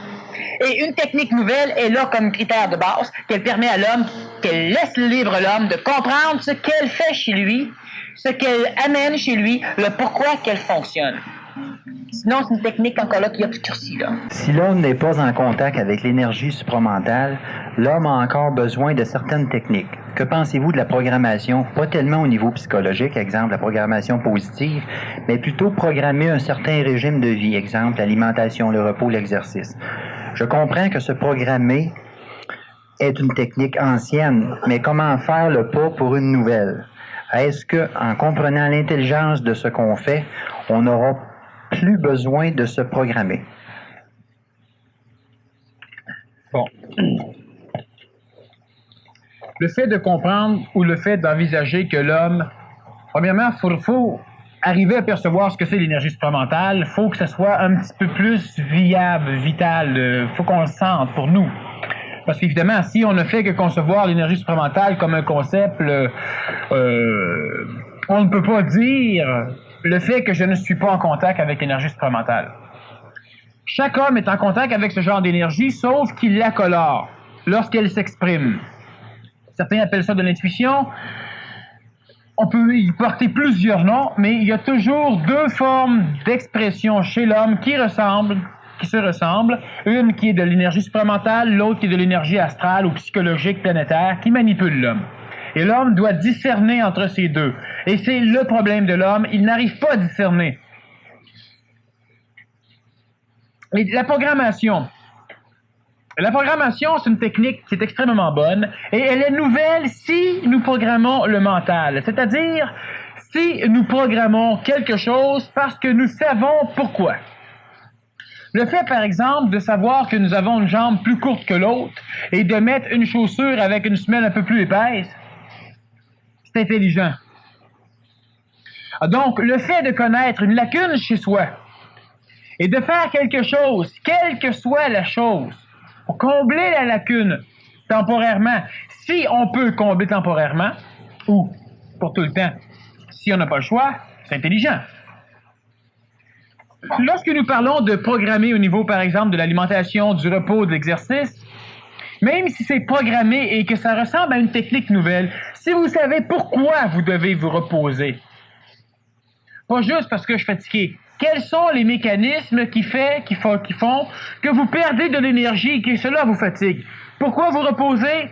Donc, si on comprend pourquoi on perd de l'énergie, comment, on doit donc étudier comment ramasser de l'énergie, et là, on se repose en fonction de ce ramassage d'énergie. On mange pour ramasser de l'énergie, on respire pour ramasser de l'énergie, et on se repose pour ramasser de l'énergie. Là, le repos devient intelligent. Si on n'est pas suffisamment intelligent, et c'est la majorité du cas pour l'homme industrialisé, il a l'intelligence de comprendre des choses, mais il n'a pas l'intelligence de la volonté pour les appliquer. Se programmer un mode de vie devient donc une solution intelligente. Sauf qu'on doit faire attention pour ne pas se remettre entre les mains de cette programmation en disant que, en l'oubliant carrément à un moment donné. Ça fait 20 ans que je fais ça. Ça a été bon les 2 premières années, puis pendant les 18 autres années, tu aurais pu rechanger ta programmation pour l'améliorer. C'est juste le danger de la programmation, il est juste là. Alors, ce qui fait que lorsque l'on comprend pourquoi faire quelque chose, on comprend qu'on doit, par exemple, c'est un exemple que je donne, c'est pas le cas de tout le monde, faire du jogging tous les matins. C'est une programmation qui est nécessaire parce que le mode de vie créé dans notre société ne permet pas à l'homme d'avoir un corps physique en santé. L'homme est obligé, parce que sa vie ne l'entretient pas, de se programmer pour s'entretenir. On parle de temps en temps, par exemple, en Chine communiste, où chaque compagnie oblige même l'homme, ses employés, ses travailleurs, à prendre 15 ou 20 minutes le matin et l'après-midi pour faire des exercices de tai chi. C'est un moyen presque intelligent d'obliger l'homme qui ne comprend pas l'intelligence de l'entretien de s'entretenir. Mais on peut faire beaucoup mieux que ça dans une société. En attendant, il est évident que c'est préférable que l'homme se dise pas, oui, mais je peux pas, le travail, j'ai pas le temps, là, j'ai pas le temps, je peux pas. On s'occupe pas de moi pour que je le fasse, fait que je peux pas.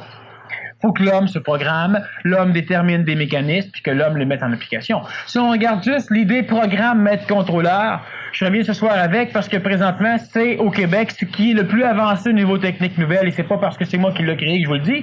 Je suis un des rares à parler de technique nouvelle. Alors, je m'y connais. Ça s'appelle programme.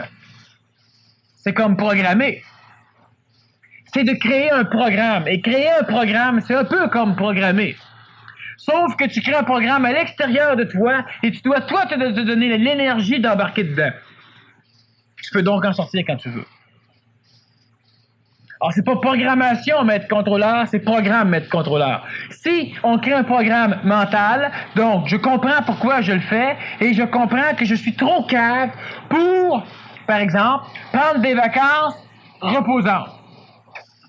Pour me reposer en vacances, je devrais m'en aller telle place, tout seul ou dans tel état, ou etc. Sinon, je peux pas. Tu le sais? Parfait. Sois suffisamment intelligent pour que quand tu as des vacances à prendre, tu le fasses. Une programmation extérieure. Programmation mentale parce que tu connais tes lacunes, mais par contre, tu sais ce que tu dois faire. Tes lacunes sont psychologiques, pas mentales. Tu sais ce que tu dois faire. Tu le fais pas. Psychologiquement, t'as pas le goût, t'as pas l'envie, t'as pas le goût, t'es paresseux, mentalement, tu le sais. La lacune est pas mentale chez l'homme. L'homme a l'énergie mentale pour comprendre ou il ne l'a pas. Mais la psychologie, elle peut comprendre puis elle peut aller à l'encontre. Le mental n'ira pas à l'encontre. Mais si la psychologie est plus imposante que le mental, l'homme sait, mais l'homme ne le fait pas. Or, dans ce temps-là, c'est évident que ce qui est écrit ici, c'est une solution intelligente, c'est tout à fait intelligent. Je ne fais que élaborer ce qui a été dit, mais c'est ce que l'homme doit faire, se trouver un moyen pour se prendre en main. Et la première chose que l'homme va faire, lorsque l'homme développe son énergie mentale, évidemment, c'est de coordonner. Qui dit coordonner, dit programmer. Pour avoir de l'ordre. Maintenant, la programmation, je répète, elle doit se faire parce que vous comprenez pourquoi elle doit se faire. À quoi ça vous sert de suivre un régime végétarien? C'est parce que ça nous permet d'évoluer plus. Pas vrai pantoute. Le régime végétarien s'adresse au corps vital puis au corps physique, pas au corps psychologique, donc astral ou spirituel, puis encore moins au corps mental. Donc, le régime végétarien ne permet pas en soi l'évolution. La vache est plus évoluée que vous autres. Bon. Certains c'est une chose, c'est que l'homme ne comprend pas. En mangeant des végétaux, j'accumule de l'énergie vivante, de l'énergie vitale, je fais certaines choses, mon corps a moins travaillé, je suis plus reposé, ce qui permet à d'autres énergies en moi de ne pas avoir à lutter pour la santé, à lutter pour telle chose, et je peux faire de quoi? L'énergie, donc l'alimentation végétarienne a des choses. L'alimentation carnée amène aussi par le sang une énergie astrale qui peut perturber, on dit banalement que tu as à payer le karma de l'animal que tu manges. C'est un peu vrai. Mais c'est pas parce que tu élimines ce karma-là que tu évolues plus vite. Parce que faites-vous-en pas, c'est pas le karma de ce que vous mangez qui vous nuit. C'est bien plus le karma que vous donnez qui vous nuit. Alors, ce qui fait que, en comprenant la personne qui mange des végétaux, pour évoluer, et elle dit qu'elle mange, qu'elle est végétarienne parce que c'est meilleur pour l'homme, mais il faut qu'elle puisse dire pourquoi c'est meilleur que l'homme, pour l'homme. Sinon, elle est programmée. On l'a programmée. Elle ne s'est pas fait une programmation. On l'a programmée. Ça veut dire qu'elle est manipulée. Elle fait quelque chose, je ne sais pas pourquoi. Parce que c'est bon, pareil. Regardez bien qu'à un moment donné, on vous dit que telle chose, que le beurre donne tel genre de maladie. Et 10 ans après, on fait de publicité, le beurre, c'est mauditement bon, on en a besoin, le beurre ne cause pas ces maladies-là. À un moment donné, le sucre est mauvais, à un moment donné, le sucre est essentiel. À un moment donné, le sel est mauvais, après ça, on décide que c'est plus le sel de table qui fait de la haute pression, c'est le sel de magnésium. On y va comme ça. Puis vous en allez d'un bord à l'autre. Faites vos études, vous pouvez le faire, puis essayez de comprendre pourquoi, qu'est-ce qui se passe. Quand on a compris, on peut se créer un programme de vie. Ça, c'est une programmation intelligente. Ça, c'est un programme. Mais on ne se laisse pas manipuler. Puis dans le programme, quand on comprend que telle chose est plus bonne ou n'a pas été bonne, on change. Mais lorsqu'on est manipulé, qu'on ne sait pas pourquoi, comment on peut savoir que c'est pas bon? Mais quand les autres vont nous le dire. Parce que c'est les autres qui nous ont dit que c'était bon. Alors donc, comme ça a été défini ici, ça va. Pas parce que je le dis, c'est évident. Si vous savez pourquoi vous le faites, puis que vous n'avez pas l'énergie de le faire, organisez-vous pour le faire. Puis vous allez le faire. Pourquoi respirer intelligemment quand on ne sait pas pourquoi respirer intelligemment? Pour faire yogi, pour faire du bruit? Pour évoluer, c'est pas en respirant intelligemment qu'on évolue. On améliore en maudit notre condition physique et vitale, ce qui nous permet d'avoir une évolution moins souffrante. Mais on n'évolue pas plus. Mais on souffre mauditement moins. Ce qui fait que c'est plus agréable d'évoluer. Et comment ça se fait? Voilà, étudions ça. Sachons-le. Et après, on va le faire simplement. Les techniques nouvelles, ça a débouché sur une douzaine de questions sur OFSA et 2-3 autres questions aussi. Fait qu'on va commencer par les autres. Pouvez-vous donner approximativement le nombre d'initiés en pourcentage dans l'homme du Verseau ou l'homme nouveau?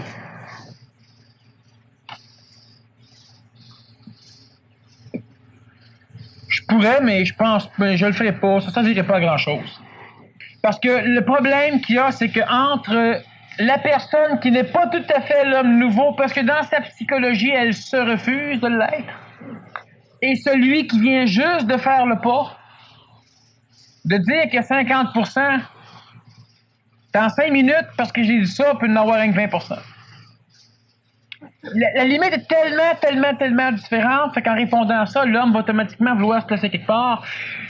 C'est faux. On ne peut pas y aller en pourcentage ou en quelque chose comme ça pour la simple raison que présentement, vous êtes dans un état qui peut être différent demain matin. Alors, ce qui fait que l'évolution de l'homme, c'est pas quelque chose qui est gagné et qui ne peut plus se perdre. Ça s'en va, vous devez maintenir l'énergie de ce que vous avez pour continuer à augmenter. Alors, ce qui fait qu'à un moment donné, vous êtes heureux, à un moment donné, vous ne l'êtes plus, parce que vous ne maintenez pas le degré d'énergie. Alors, combien y a-t-il d'hommes nouveaux au Québec? Peut-être que ce soir, à cette heure-ci, à cette seconde-là, il y en a tant.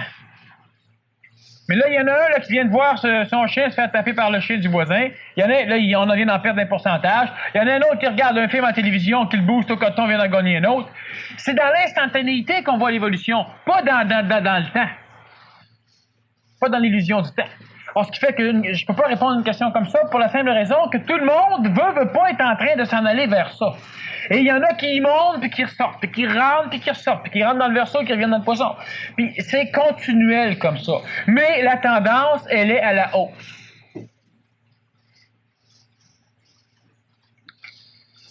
Une question aussi sur la sexualité. Dans le tantrisme, parce que tu as parlé de ça un petit peu tantôt, sans émission de spermatozoïdes, y a-t-il augmentation d'échanges magnétiques et cérébrales? Bon.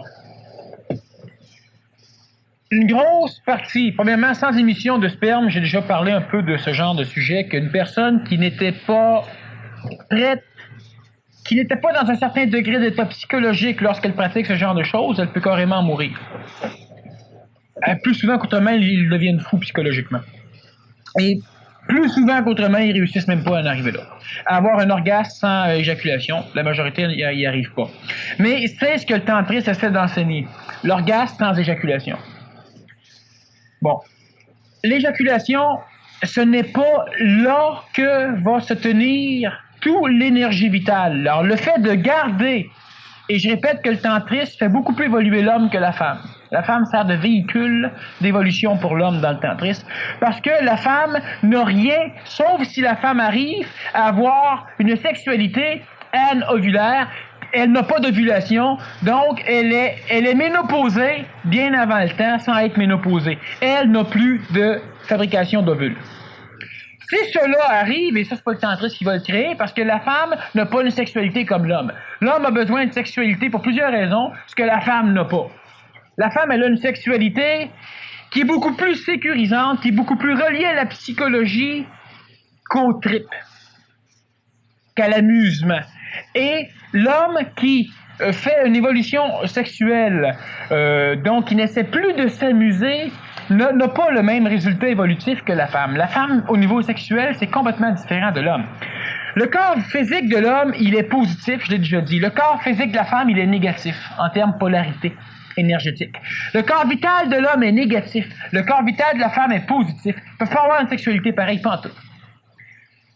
L'homme a une sexualité énergétique négative féminine, qui a un besoin différent, et il s'exprime par un corps masculin positif. La femme, elle a une sexualité masculine, positive, qui s'exprime dans un corps féminin. Psychologiquement, l'homme a une psychologie qui va être positive, donc l'homme est plus puissant.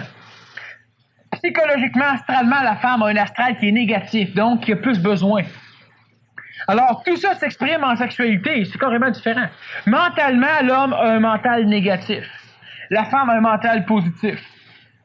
Alors donc, si on regarde au niveau sexuel, le fait, par exemple, que la femme n'a plus d'ovulation, cela va arriver à un moment donné, mais cela lui permet de sauver une quantité sensible d'énergie vitale.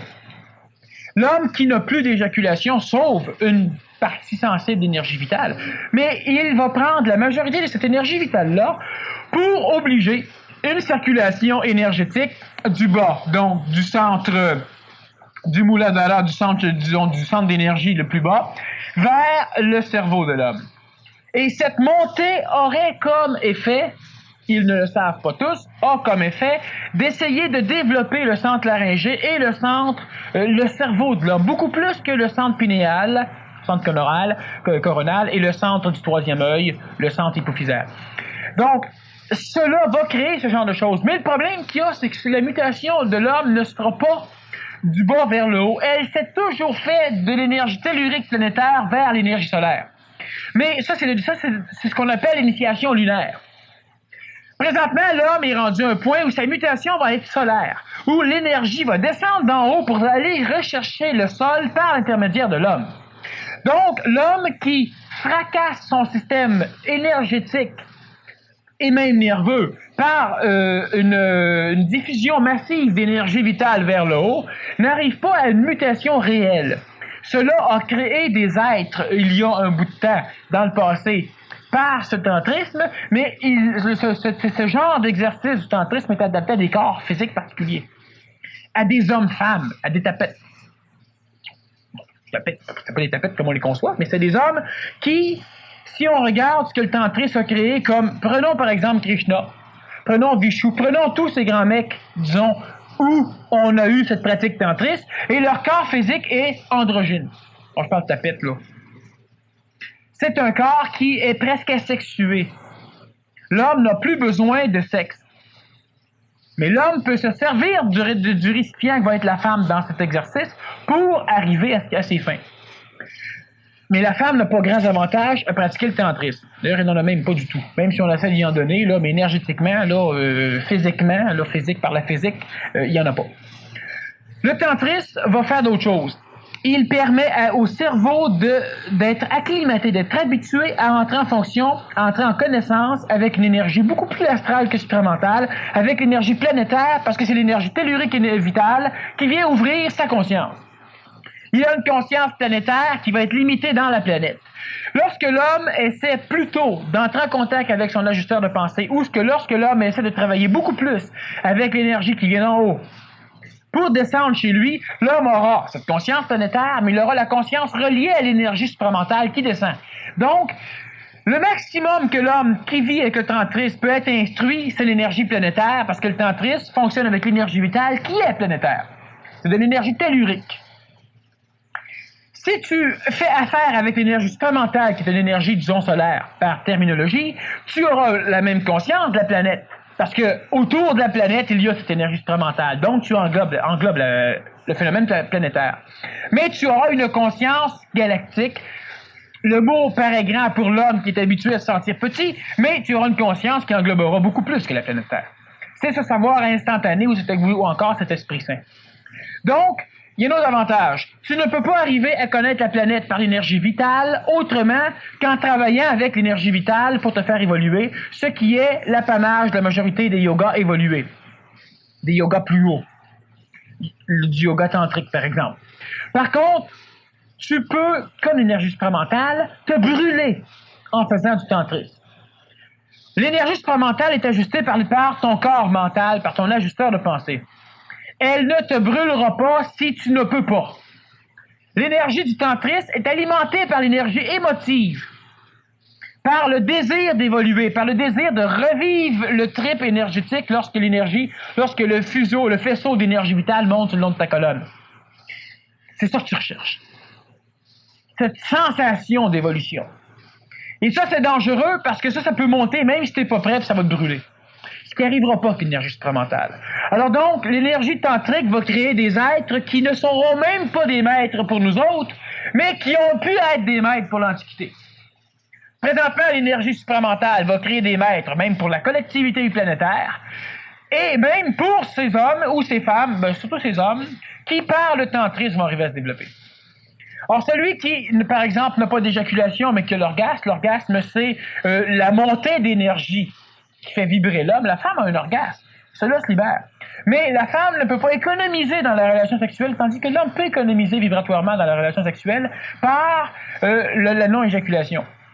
Mais il n'a pas la majorité de son énergie vitale qui pourrait servir à la création de l'ajusteur de pensée chez lui, va servir à énergiser tous ces centres, ces carrefours d'énergie, ces chakras. Et elle va servir à énergiser surtout l'ego, qui va vivre une expérience hallucinatoire, évolutive, une illumination psychologique, une illumination vitale dans ce mécanisme. L'énergie vitale reste brûlée. Et moins tu brûles d'énergie vitale dans la création de vie cellulaire neuve, le sperme, plus tu en conserves pour ce trip vitalo-astral égoïque d'évolution. Mais tu as une évolution qui te permet d'arriver à une conscience planétaire. Mais tu seras toujours limité à cette conscience planétaire. Tu ne pourras pas, par ce mécanisme, arriver plus haut. Et tu peux beaucoup plus facilement arriver à la conscience planétaire par la mentalisation, par le travail avec l'énergie supramentale. Le problème, c'est que l'homme va sentir immédiatement l'énergie vitale chez lui lorsqu'il va avoir une relation sexuelle ou lorsqu'il va faire différentes choses. Et l'homme a de la difficulté à percevoir cette énergie supramentale. Mais l'énergie supramentale ne peut pas faire triper l'ego. Ce que l'énergie vitale sexuelle va faire. Tu peux prendre plaisir à la relation sexuelle. Tu peux prendre plaisir au tantrisme. Tu vas sentir dans ton corps astral, dans ton corps émotif, l'expérience du tantrisme. Pas du supramental. Avec le supramental, tu vas tout d'un coup voir comment t'es. Mais égoïquement, moi, du supramental, c'est vraiment pas trippant. Tout d'un coup, tu vas percevoir quelqu'un qui vient te voir, tu vas tout voir des choses, tout s'en va, mais tu as tout vu. C'est différent. C'est d'une essence différente. Quelqu'un vient de parler en anglais, tu comprends tout. C'est pas trippant. Tu perçois à un moment donné que telle chose dans ta vie, tu dois l'abandonner. Parce que c'est pas intelligent. Puis à un moment donné, on te force à l'abandonner. C'est pas du tantrisme. C'est pas aussi plaisant. Tu te ramasses une partenaire ou un partenaire, puis là, tu évolues le restant de tes jours là même. C'est pas ça. Tu vois. Tu vois à un moment donné qu'une chose qui te faisait pitié, tu devras avoir pitié de toi à la place. Tu vois des choses. À un moment donné, tu n'es plus malheureux. Tu n'as pas besoin de relations sexuelles tantriques. Tu l'es plus. À un moment donné, tu sais, il y a des choses qui se passent au niveau d'évolution supramentale qui est de beaucoup supérieure à l'évolution planétaire reliée à l'énergie tellurique. Aux anciennes techniques. Et hypothétiquement que les deux se passeraient en même temps, que la personne forcerait cette énergie-là à monter, est-ce qu'elle irait se fracasser sur l'autre qui descend? Non. L'énergie supramentale ne descend pas chez une personne qui a une tendance à faire monter l'énergie tellurique. À un moment donné, l'énergie tellurique va monter seule, attirée par l'énergie supramentale. Mais lorsque l'énergie tellurique, l'énergie vitale, monte vers l'homme, attirée par l'ego de l'homme, par sa force de désir. Imaginez-vous pas que l'énergie supramentale vient quand vous le priez. Il n'y a pas de technique particulière pour attirer cette énergie-là. Il y a un état particulier à cultiver chez soi. Et cet état-là se cultive par la mentalisation, par l'observation de nos phases de manipulation, par l'observation de ce que nous sommes. Mange de la marde. T'es frustré, on peut voir. Bon, si j'observe ça, je suis manipulé, merde. On suffit juste de dire quelque chose pour que tu se passe de quoi. C'est ça qu'il faut observer. Puis à un moment donné, il se passe un événement catastrophique dans ta vie. Ça laisse pas de trace en toi. Ça passe. C'est tout. Puis quand on voit ça à la télévision, on voit un maître. Mais le gars qui fait du tantrisme, c'est pas besoin. Il peut pas en arriver là. Puis la personne n'est pas déconnectée de l'événement. Elle est consciente de la valeur réelle de l'événement. Elle n'y attache pas d'autres valeurs. Parce qu'on a ceux qui se déconnectent, qui s'en foutent. Puis on a ceux qui s'en foutent pas, mais il n'y a rien à faire, ils laissent faire. Puis ils s'attachent pas, puis ça grave rien chez eux. Il y en a un qui va être surtout relié au niveau de l'énergie du mental supérieur, donc du supramental, et l'autre qui est relié à l'énergie du supra-astral. C'est ce que le tantrisme va développer surtout chez l'homme. Alors, ce qui va arriver, c'est que l'ego, le désir d'évoluer, désir être en contact avec l'énergie supramentale, tu ne seras pas plus en contact. C'est la vie. C'est ce qui va se passer qui va faire qu'à un moment donné, tu vas comprendre plus, voir plus clair. Tu es en contact supramental. C'est pas une belle qui vient de parler, ça, là. L'astral peut le faire, pas l'énergie supramentale. Tu es ça. Tu n'as pas besoin de pratiquer, tu n'as pas besoin de technique. Il se passe quelque chose, tu le globalises, tu le comprends. Mais par contre, si tu fais du tantrisme, tu as besoin d'une partenaire. Tu as besoin de cette énergie vitale. Et que si tu n'en as pas suffisamment, il faut que tu en accumules. L'énergie supramentale, tu n'en accumules pas. Lorsque tu comprends. Plus tu comprends, plus tu comprends. Puis plus tu comprends, plus tu comprends. Puis c'est de même que ça fonctionne. C'est quasiment la même chose pour le tantrisme. Plus t'en fais, plus faut t'en fasses. Mais le résultat n'est pas le même du tout. Il y a une combustion interne qui se fait chez les deux personnes qui vont pratiquer le tantrisme, qui se fait plus lentement s'il y a une non-éjaculation, qui se fait plus lentement s'il y a une purification cérémonielle avant, reliée au phénomène égrégorien, mais c'est pas le mécanisme qui va permettre à l'homme d'arriver à une conscience totale, instantanée. Pas à un savoir mémoriel incroyable, à un savoir instantané hors mémoire. J'ai pas besoin de mémoriser, quand je l'ai besoin, je le sais. J'ai plus besoin d'expérimenter, je le sais. Ça, c'est l'énergie supramentale. C'est pas la même chose que ce qu'on va ramasser avec l'évolution tantrique. OK. Quelle est la technique pour garder son corps en parfaite condition et en santé? Quels sont les? Parce que si c'est là, ben il faut le faire. On parle d'écologie de temps en temps aux conférences. Il faut simplement qu'il n'y a pas, disons, la technique, c'est d'arriver à être suffisamment mental pour redevenir naturel, pour savoir ce que le corps physique a besoin, ce que le corps vital a besoin, ce que le corps psychologique a besoin, ce que le corps mental a besoin, et de donner à chacun ces choses-là. Lorsque ma chatte est malade, qu'est-ce qu'elle fait? Ben, elle s'en va et elle mange de l'herbe. Puis d'un coup, elle a une diarrhée, puis c'est réglé. Mais est-ce que l'herbe fait partie de son alimentation naturelle? Non. Dans quel livre qu'elle a lu, il fallait qu'elle broute de l'herbe? Nulle part. Mais à un moment donné, elle est allée manger de l'herbe, puis elle a chié, puis ça a réglé son problème. Bon. À un moment donné, on a un chien qui s'en va puis qui bouffe certaines plantes. Est-ce que le chien peut être végétarien pour évoluer plus vite? Est-ce que le chien est omnivore, mange n'importe quoi? Non, c'est un carnivore. Il n'y a rien dans ce système digestif pour digérer ces plantes-là. Puis à un moment donné, le chien fibre mal, ou le chien, avant même d'être malade, le chat, le cheval, tout, vont manger des choses qui ne font pas partie de leur alimentation normale. Est-ce qu'ils se posent des questions? Non, ils mangent, ça marche. Et un animal domestique peut être malade à un moment donné parce qu'il n'y a pas les plantes curatives qu'il ne connaît pas, mais qu'il connaîtra lorsqu'il en aura de besoin. Ce n'est pas c'est un savoir instantané relié à l'instinct, donc à la phase expérientielle planétaire. Mais l'homme peut aller chercher beaucoup plus que cette phase instinctive. Mais l'homme, présentement, n'a même plus cette phase instinctive. Il ne peut plus savoir au goût si c'est bon ou pas. Il ne peut plus savoir à l'odeur si c'est bon ou pas. Il ne peut plus savoir à l'audition si c'est bon ou pas. Il doit l'apprendre. Mais vu qu'on est pogné dans l'apprentissage, on peut au moins aller apprendre. On a au moins de quoi pour apprendre. Alors, la personne qui garde, par exemple, qui veut se mettre en santé, elle doit présentement développer soit sa phase mentale pour aller s'instruire de ce qui est bon puis mettre ça en application, sans en faire une religion, parce que la religion fait que même quand c'est plus bon, c'est encore bon. Hein? Donc, il faut que tu l'analyses selon ce que tu as besoin. De temps en temps, tu es faible, tu as le goût de manger un steak, bouffe donc un steak. Si tu es psychologique, si tu astral ou que je n'ai besoin, mais bouffe-le ton steak, tu verras après. Si tu s'ennuies, c'était bon. Casse-toi pas la tête. Mais à un moment donné, il y a plusieurs choses comme ça. Mais l'homme doit surtout arriver... La technique, c'est que l'homme doit être écologique, connaître son corps. Qu'est-ce qu'il a besoin, mon corps, je donne ça. Qu'est-ce qu'il a besoin, mon corps vital, ma vie, mon énergie, je donne ça. Qu'est-ce qu'elle a besoin, ma psychologie, je donne ça. Pas pour entretenir le mécanisme de malheur psychologique. Ma psychologie pour être heureuse. Mais non, c'est pas ça. Ta psychologie pour pas nuire à ton corps, qu'est-ce qu'elle a besoin? C'est là le gros problème. Parce que pour être heureux, vous le serez jamais. Puis en attendant, vous détruisez votre corps. Alors, qu'est-ce que ma psychologie a besoin pour foutre la paix à mon corps? Parce que mon corps, il mange du popcorn, il aime ça, mon corps. Puis mon corps, il boit beaucoup de boissons, il aime ça, mon corps. Il aime pas ça, ton corps, c'est ta psychologie qui aime ça. Elle est occupée. Pendant que ta bouche y va, là, que ton système digestif fonctionne, il peut y suffisamment d'énergie pour ne pas que tu vois clair. T'as pas peur, tu vois pas. Toute l'énergie qui te permet de voir, elle est digérée par ton intestin. Tu manges, tu bois, tu fumes. Fait que tu brûles de l'énergie. Fait que tu vois pas, t'as pas peur. T'es en sécurité. Alors, tu fumes pour t'aider, tu manges pour t'aider, tu bouffes tes crayons pour t'aider, tu es en sécurité. Parce que tu prends de l'énergie pour en éliminer ton mental. Alors, lorsque l'astral tu sais, toi, ton mental le sait ce qu'elle a besoin pour foutre la paix au reste de tes corps, tu lui donnes juste ce qu'il faut. Ça a une utilité, l'astral. Et présentement, c'est le maître chez l'homme. C'est pas ça qu'il devrait être.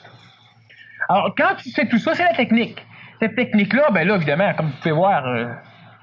c'est un apprentissage, c'est une éducation, puis ça devient un mode de vie.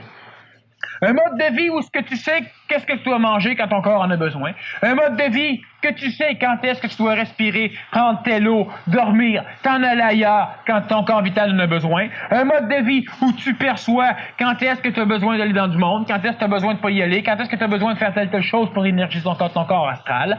Un mode de vie qui t'enseigne quand est-ce que tu as besoin d'entraîner ton corps mental, à pitonner un ordinateur, à jouer aux échecs, à faire quelque chose, à réfléchir, à observer, à regarder. Un mode de vie qui t'enseigne puis qui te permet d'avoir le temps de rien faire. Bon, c'est ça qu'il faut avoir. Ça, c'est la technique. Cette technique-là, il faut en construire. Ça, c'est un cadre d'évolution. Tu as des questions sur ça, ça rentre là-dedans. Il faut avoir un endroit socio-géographique où ce que l'homme peut enfin fonctionner naturellement. Ça, c'est important. Où ce qu'il disait, notre Père qui est aux cieux, que votre nom soit sanctifié, que votre règne arrive, donnez-moi mon pain de ce jour, mon pain quotidien, parce que mon donne l'a changé. Et bon, ne me soumettez pas à la tentation. On prie, puis on finit avec Amen. Où ce qu'on a vu qu'Amen voulait dire ainsi soit-il. Mais qu'ainsi soit-il voulait dire qu'il en soit ainsi. Où ce que là, l'homme ordonnait au Dieu de lui donner ce qu'il a dit été. Le Nazaréen avait enseigné à l'homme à prier parce que l'homme était convaincu qu'il était l'esclave des dieux. Mais il avait fini son enseignement avec Amen, qui en latin avait une puissance extraordinaire, qui veut dire qu'il en soit ainsi. Alors, gang de cave, là, pour l'instant, je suis esclave, je ne serai pas tout le temps. Mais l'homme de l'époque n'était pas prêt, comme c'est encore souvent comme ça aujourd'hui. L'homme de l'époque recherchait la vérité. La vérité, c'est la valeur morale la plus haute. Une valeur qui, selon le concept moral religieux collectif, allait avec. Et lui, il disait en vérité, parce que la vérité, c'est ce qui était recherché par l'humanité de l'époque. En réalité, c'était quoi la réalité? Ça n'avait rien, la réalité. La vérité, il en avait une. Et il disait en vérité. Ça, c'est important de bien comprendre que en concept. Parce que pour l'homme de l'époque, il ne comprenait rien. En vérité, je vous le dis, faites le bien. Le monde le fait mal. En vérité, je vous le dis, tout ce qui a été dit en vérité, l'homme l'a mal fait. L'homme ne l'a pas compris. Il y a des motifs qu'on a déjà abordés, disons que je ne veux pas trop m'étirer sur cela. Pourquoi le Nazaréen a parlé, pourquoi le Nazaréen a même enseigné à des personnes qui ne pouvaient pas comprendre, et pourquoi le Nazaréen n'a pas guéri tous ceux qui sont venus le voir. Parce qu'il y a toujours eu des malades. Il guérissait jour après jour. Donc, il n'a jamais guéri tout le monde. Parce que le lendemain matin, il n'y aura plus de malade qui serait venu le voir. Il a guéri des personnes, d'autres, il n'en a pas guéri. Il a parlé au niveau de la foi. Disons on pourrait y aller énormément loin avec le Nazaréen. Soit dit en passant, ça reste l'un des plus grands initiés qu'il y a eu ici. C'est le premier qui a augmenté le degré d'énergie mentale de la planète Terre avec son passage. Il a permis par cela même l'attraction de l'énergie du supramental sur la planète Terre, ce qu'on appelle, disons, par l'intermédiaire de l'amour, par l'attraction. De ce fait, certains de ses disciples ont eu contact avec cette énergie qu'ils ont appelée l'Esprit Saint à l'époque, et aucun homme n'y avait touché avant. Mais lorsque je dis que la vérité est une farce, est une illusion, c'est vrai. Parce que vous avez tous vos vérités. Mais il y a une réalité. Il n'y a pas 50 réalités. Dites-moi pas que la réalité, c'est que présentement, tout le monde est assis sur votre chaise. Vous pouvez me donner plein de vérités. L'homme doit s'entraider. C'est vrai. Ça fait que mon voisin veut tuer sa femme. Fait que moi, aller l'aider. C'est qui je dois entraider? La femme ou le bonhomme qui veut tuer? Il y a une réalité. Il n'y a pas de vérité. Les vérités, ce sont des interprétations des réalités. Et selon notre état moral, notre état évolutif, on l'interprète d'une façon plus proche. Alors, le Nazaréen savait ce qu'il disait. Ceux qui l'ont compris n'ont pas toujours su ce qu'ils comprenaient. Le projet du village OFSA est-il prêt à se concrétiser? Et quand ce sera fait, sera-t-il privé de contact extérieur? Pourra-t-on y faire des entrées et des sorties à volonté? Bon, le projet OFSA est prêt d'être concrétisé. D'ici quelques années, il va l'être, d'ici avant les 10 prochaines années. Pour les personnes impatientes, cela peut paraître extrêmement long. Maintenant, pour du monde, le projet OFSA, c'est un village. Pour bâtir un village, il faut bâtir des êtres humains qui vont être capables de bâtir un village. Donc, il faut les instruire dans les techniques de construction, mais il faut surtout les instruire dans les techniques pour éviter la destruction. C'est ça le problème. On bâtit de quoi de bon, puis quand c'est bâti, ben là, maintenant, on le défait. C'est toujours ce qui s'est passé collectivement quand l'homme a voulu construire des communes, des sociétés comme on a aujourd'hui, où on essaie maintenant, on fait que se battre pour l'entretenir, notre société. Mais on n'a même pas le temps de s'en servir pour qu'elle nous améliore. On est toujours en train de se démolir. Il y a du monde qui a démolisse, du monde qui a bâtisse. Puis pendant ce temps-là, la société ne sert pas tellement à l'homme. Elle permet à l'homme de bien vivre de la mort, de la naissance à la mort, mais elle ne lui permet pas de s'améliorer réellement. Elle le permet, parce que la vie enseigne à l'homme, mais elle n'a pas été conçue pour ça. Alors, le projet est en marche, beaucoup, et même assez rapidement. Maintenant, il faut évidemment qu'on bâtisse un système d'éducation, parce que l'être humain qui va arriver sur un village du genre ça ne doit pas avoir besoin d'être énergisé, d'être motivé. On ne doit pas lui dire, ben on arrête de pleurer à soir, là, si ta mère n'est pas venue te visiter, c'est pas notre faute. On ne doit pas le désennuyer. C'est un être autonome qui doit savoir pourquoi il est là. Puis si tout le monde disparaît, lui reste. C'est ça qu'on a besoin. Mais ça, il faut que ça se prépare. C'est l'homme nouveau, ça. Qui n'a pas besoin d'humanité pour continuer à vivre. Crime, s'il y a un apocalypse, moi je me suicide. Ah oui, il va y avoir tellement de morts que je fasse maintenant à mettre tout seul. C'est ça, on n'a pas besoin de ça pour le village de ça. Mais la majorité d'entre vous, vous pouvez en arriver là à un moment donné. Cela ne veut pas dire qu'on laisse tout le monde mourir. L'idée n'est pas là. L'idée, c'est simplement d'être capable de se prendre en main et d'être seul, debout, là. Vous avez raison, vous avez quelque chose à dire, dites-le. Cachez-vous pas. Demandez-vous pas ce que les autres vont en penser. Si ça a une intelligence d'être dit, on le dit. Si ça a une intelligence d'être fait, on le fait. Si on veut consulter avant, consultons. Mais attendons pas qu'on vienne nous consulter. Alors donc, le projet OFSA avance. Il y a plusieurs choses qui sont présentement en marche, puis ça s'en va de plus en plus rapidement. On va même sans doute commencer à construire une maquette d'un dôme à l'intérieur du centre ici. C'est une maquette de 20 pieds de diamètre, donc c'est gros comme un chalet. C'est une maquette pareille. Il y a plusieurs choses qui avancent au niveau des systèmes d'éducation, parce que le PMC, c'est ce qui, présentement, disons, sert de système d'éducation et de système de vie, c'est à l'étude, pour voir comment que l'humanité peut arriver à vivre, comment qu'on peut instruire l'humanité, comment ils peuvent s'instruire seuls. Ça avance très rapidement. Une fois que le village est construit, ben, il est bien évident que le village, c'est un village comme le village qu'on a ici. Ça peut être une ville, mais on ne sera pas trop nombreux, un village. Cela veut dire que, regardons juste ceci.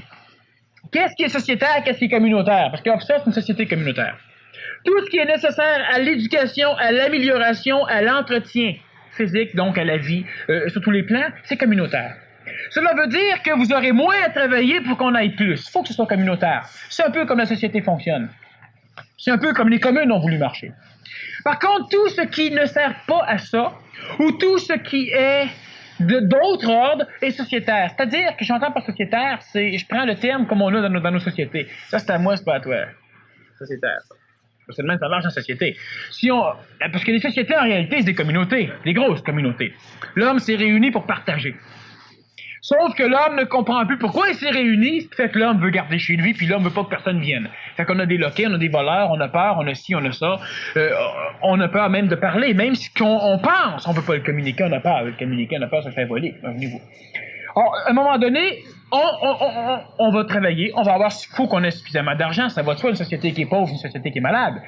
Et pour avoir de l'argent, ben, il faut qu'on travaille, il faut qu'on ait des idées, il faut qu'on crée. Les maisons, on va en vendre. On a déjà des acheteurs d'Hawaï qui veulent qu'on aille leur construire des hôtels. Alors, disons que de l'argent, c'est pas un problème.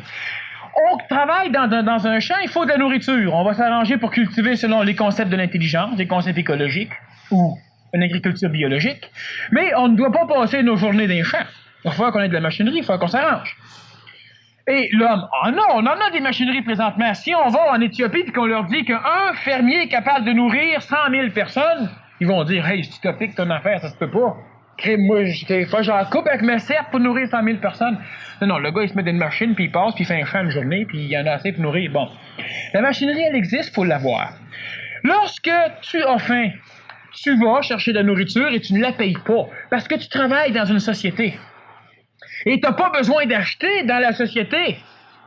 Par contre, si la société est capable de fournir à l'extérieur, on peut aussi te payer en argent. Mais l'argent, tu la gardes pour quand tu vas dans la société qui a besoin d'argent. Alors, ce qui fait qu'à un moment donné, la nourriture, tu vas travailler pour l'avoir. C'est pas gratuit. Mais tu ne la payes pas en argent. Si tu as 1 semaine ou 2 semaines à faire dans le champ, ben tu vas le faire, évidemment. Si tu es une personne qui est spécialisée dans d'autres choses, on va te laisser dans d'autres choses. On a plein de chômeurs qui sont spécialisés dans rien, ou dans des choses, mais ils sont capables de faire des choses eux-mêmes. Surtout que c'est mauditement plus intéressant, plus fun. Il y a des communautés qui ont pensé faire des choses comme ça, mais le seul problème, c'est qu'ils ont pensé à des choses le fun, qu'ils n'ont pas pensé aux autres choses. J'ai déjà dit que la majorité des communautés s'étaient dissoutes parce qu'il y avait des toilettes communes puis que personne ne lavait les chiottes de tout le monde. Puis c'est vrai. Puis quand on touche des problèmes comme ça, parce qu'il n'y a pas d'intelligence mentale dans le phénomène, c'est psychologique, puis on voit pas tous les détails. Lorsque tu invites quelqu'un chez vous, est-ce qu'il va devoir payer? Bien, quand tu invites quelqu'un chez vous, tu le collectes-tu? Tu ne collectes pas là non plus. Lorsque tu veux t'en aller pour visiter ailleurs, pour voyager, pour n'importe quelle maudite raison, présentement, tu le fais-tu? Peut-être même pas. Bon, mais là-bas, tu vas pouvoir le faire. La manière que la société doit être fonctionnée, doit être fonctionnelle, doit fonctionner, et nous autres, on ne la mettra pas en application tant que ça ne sera pas faisable. Il faut absolument que la personne reçoive un salaire financier. Donc, on va créer, et les inventions qu'on a, on va faire des compagnies et on va les vendre de l'extérieur, bien évident. La personne doit avoir suffisamment d'argent pour au moins une fois par année s'en aller faire quelque part sur la planète, voir un pays, faire quelque chose. C'est évident parce que c'est utile, c'est essentiel. On ne doit pas conserver une personne chez elle. Elle doit pouvoir s'en aller ailleurs. La personne est là. Ce qu'elle a besoin, elle a sa maison, elle a sa nourriture, elle a son vêtement, elle a son essence pour voyager. Elle n'a pas à payer ce qui est dans la société. C'est ridicule qu'une personne doive travailler et payer. Aujourd'hui, c'est sûr que ça doit se faire parce que l'humanité dans la société ne comprend pas le principe même du travail. Ils ne savent pas c'est quoi le travail. On travaille pour ramasser de l'argent. C'est pas vrai. On travaille pour bâtir des choses, pour les placer dans la société de façon à ce qu'on puisse s'en servir. C'est pour ça qu'on travaille. Quand le gars fait des autos, c'est pour qu'il y ait des autos dans la société. Pour qu'à un moment donné, des êtres humains puissent en profiter pour voyager. Pour qu'on puisse avoir des véhicules d'urgence qui circulent rapidement. Pour qu'on puisse avoir des choses. Pas, le gars fait pas des choses pour avoir de l'argent. Cosmiquement. Psychologiquement, c'est pour ça que le gars fait des chars. Sinon, le gars ne ferait pas de char. Donne-y 100 000 $. Le gars, il lâche sa job. Le gars, il gagne à la loterie. Le gars, il lâche sa job. Parce que le gars, il pense qu'il travaille pour faire de l'argent. Ça, c'est éducatif. Faut que ça change. Faut que tu travailles pour faire de quoi? Parce que collectivement, ça va te servir. Faut que tu travailles pour avoir plus au bout de la ligne pour pouvoir faire quelque chose. Faut que tu aies des projets. Faut que tu saches ce que tu veux faire. C'est pour ça que l'homme travaille. C'est pour ça que l'homme travaille dans une société. Le pompier ne travaille pas pour faire de l'argent. Il travaille pour que si sa maison brûle un jour, qu'il y ait quelqu'un qui l'éteigne. Il travaille pour que si le magasin du coin brûle, qu'il puisse l'éteindre pour continuer à aller chercher sa nourriture. Pas pour faire de l'argent. Mais ça, c'est le phénomène d'éducation. L'argent, on va en donner pareil. C'est un moyen d'échange. Mais tu ne travailles plus pour faire de l'argent. Tu travailles pour construire une société qui va te permettre, à un moment donné, d'aller voir un film puis de regarder et de te distraire. C'est pour ça. Sauf que vu que c'est pas fait dans ce genre-là, puis que le gars qui t'attend à la porte du cinéma, il travaille pour avoir de l'argent, il faut que tu lui donnes de l'argent. 5 $, tu rentres voir le film. Mais à un moment donné, ça serait beaucoup plus fun si toi, je te donne tant, je te donne tant, je te donne tant. C'est utopique dans notre société. Mais si on a une gang d'intelligents et qu'on décide de le faire, on peut le prouver que ça se fait. À un moment donné, ça peut se faire. Ça va se faire. Ou est-ce que, à la fin du mois, t'as tant. À la fin du mois ou à la fin de l'année. C'est pas grave, parce qu'en attendant, tu vas aller au vu, va au vu. Tu veux aller manger, va manger. Il faut que tu comprennes bien gros que tu manges la nourriture que tu as besoin. Tu vides pas le centre d'achat parce que c'est gratuit. C'est l'idée du gratuit. Pas d'argent à mettre. Moi, je ramasse. C'est ça. Mais si t'es éduqué que l'argent, c'est plus ça, ben tu voles pas, tu ramasses pas. Tu veux aller à Rimouski, prends ton char, tu vas à la station-service, on remplit ton char, tu vas à Rimouski, tu payes pas. T'as pas besoin de payer. Mais vu que t'as pas besoin de payer et que personne n'a besoin de payer, mais que tout le monde travaille pour te le fournir, cette possibilité-là de pas avoir à payer. Moi, j'ai pas à payer puis je travaille plus. Mais non, c'est pas ça. Là, il faut qu'on remette l'argent puis qu'on te paye pour travailler.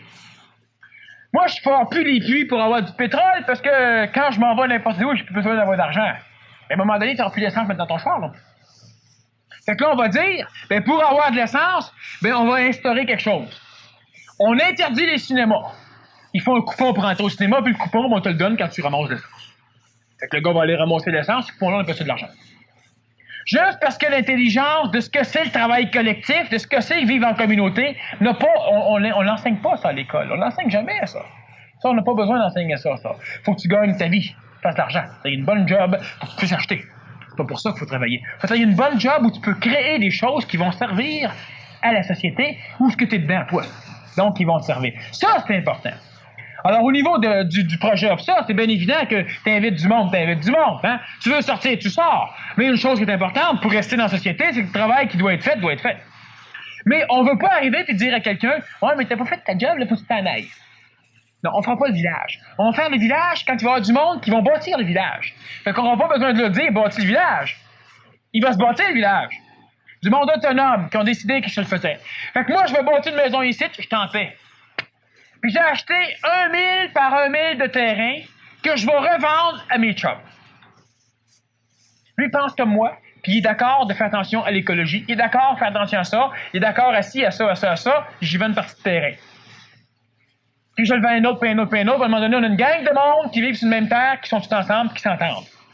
Pas psychologiquement, mentalement. Ils savent pourquoi ils sont là. C'est un village. Il va se construire de même. Mais avant qu'on achète ça, on va se dire, crime la terre, elle coûte 3 millions. Mais si on est 300, puis qu'on met tant, puis qu'on travaille, puis qu'on invente de quoi, puis qu'on fait des compagnies, on va créer de l'emploi pour nous autres. Les Juifs l'ont fait, les Italiens le font ici, ils le font pas en Italie, ça marche pas chez eux, parce qu'ils sont trop sécures, ici ils le font parce qu'ils sont mal pris, fait que ça marche. Mais faut qu'on soit chez nous, puis faut qu'on soit mal pris, puis faut que ça marche. Puis à un moment donné, ben on arrive à avoir suffisamment ce qu'il faut, la terre coûte moins cher, on l'achète cash, puis tout le monde n'a pas besoin d'investir parce qu'on va se créer des compagnies pour investir là-dessus. C'est bien plus intelligent. La compagnie, elle va faire des maisons, tu vas payer un loyer. C'est légal. Tu n'auras pas acheté ta maison. Puis il y a des choses qui se font légalement, on est dans la meilleure place pour faire quelque chose comme ça. Mais il faut commencer par l'éducation. L'homme ne doit pas travailler pour faire de l'argent. L'homme doit travailler pour faire de quoi? Pour bâtir quelque chose. Moi, je fais un char, j'en fais un deuxième, je t'en donne un. Toi, t'as fait une maison, moi, je suis dedans. Mais je fais pas un char pour avoir de l'argent, pour aller acheter une maison après, parce que l'idée reste que c'est l'argent qu'il nous faut. Je suis sécure quand j'ai de l'argent à vendre. Imaginez-vous comment on vit dans une belle société. Elle est correcte, elle est adéquate, elle nous a permis d'arriver où ce qu'on en est. Mais à un moment donné, il faut l'améliorer, la société. C'est évident, il ne faut pas me critiquer, il ne faut pas me chialer. Moi, je suis sécure parce que tout ce que j'ai besoin, je l'ai. As-tu de l'argent? Oh ouais, j'ai 2000 pièces. Quand on va sortir, on en aura besoin. Pour l'instant, pas besoin. J'ai du linge, j'ai du savon pour laver, j'ai mon téléphone pour appeler, j'ai tout. Pourquoi? Parce qu'il y a un gars qui s'occupe du téléphone, il y a un gars qui s'occupe de faire du linge, il y a une femme qui s'occupe de l'affaire. Toi, qu'est-ce que tu fais? Oh, moi, je m'occupe de telle autre chose qui fait que lui, il est sécure parce que moi, je m'occupe de ça. Ça marche. Mais moi, je comprends qu'il faut que je m'en occupe. Sinon, ben, c'est l'anarchie. On recommence avec la monnaie. Où on a mal placé la valeur du travail. On l'a mis dans l'argent. La structure des dômes sera-t-elle complètement à l'épreuve de toutes les intempéries, tornades, tremblements de terre, feux, etc.? Météorite, non.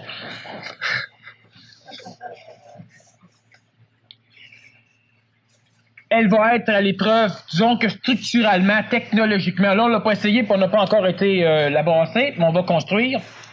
Une chose qui est certaine, c'est que la structure des dômes, elle va être à l'abri de quoi? J'ai aucune idée. C'est comme structure constructive, à peu près 50 à 60 fois plus résistant que les meilleures maisons carrées qu'on a, avec les meilleurs matériaux qu'on a présentement. Pour la simple raison que si sur une maison conventionnelle, vous placez de quoi de trop pesant sur la maison, ça défait la poutre, ça défonce la maison. Sur une structure comme on a pour nos dômes, si vous placez le même poids, il est réparti en 20 petits poids qui s'en vont au sol immédiatement. Donc, il faut 20 fois plus pesant pour avoir le même résultat. Là, évidemment, on parle, puis encore, je dis 20 fois plus pesant, mais mathématiquement, c'est beaucoup plus que 20. Au niveau des vents, bien évidemment, le vent, c'est une structure qui est géodésique, qui est ronde, c'est une demi-sphère. Alors, au niveau de tornade, d'ouragan, ça ne se brise pas comme, c'est pas plat, tout glisse dessus, c'est aérodynamique. Au niveau de tremblement de terre, ça a beau brasser, tout se tient. C'est pas comme un plafond, à un moment donné, la poutre casse, ça brise pas. Et si le dôme se déchirerait en deux, ben, il faudrait qu'il tombe soit de même, tout est en dessous, est correct, ou ben non, il tient parce qu'il peut pas s'effondrer sur lui-même. C'est une structure qui va pouvoir, d'ailleurs, se promener un peu partout sur la planète parce qu'elle est adaptable au désert pour bien des raisons thermiques. Elle est adaptable à des forêts vierges, elle est adaptable aux conditions du pôle Nord, elle est adaptable à peu près à n'importe quoi.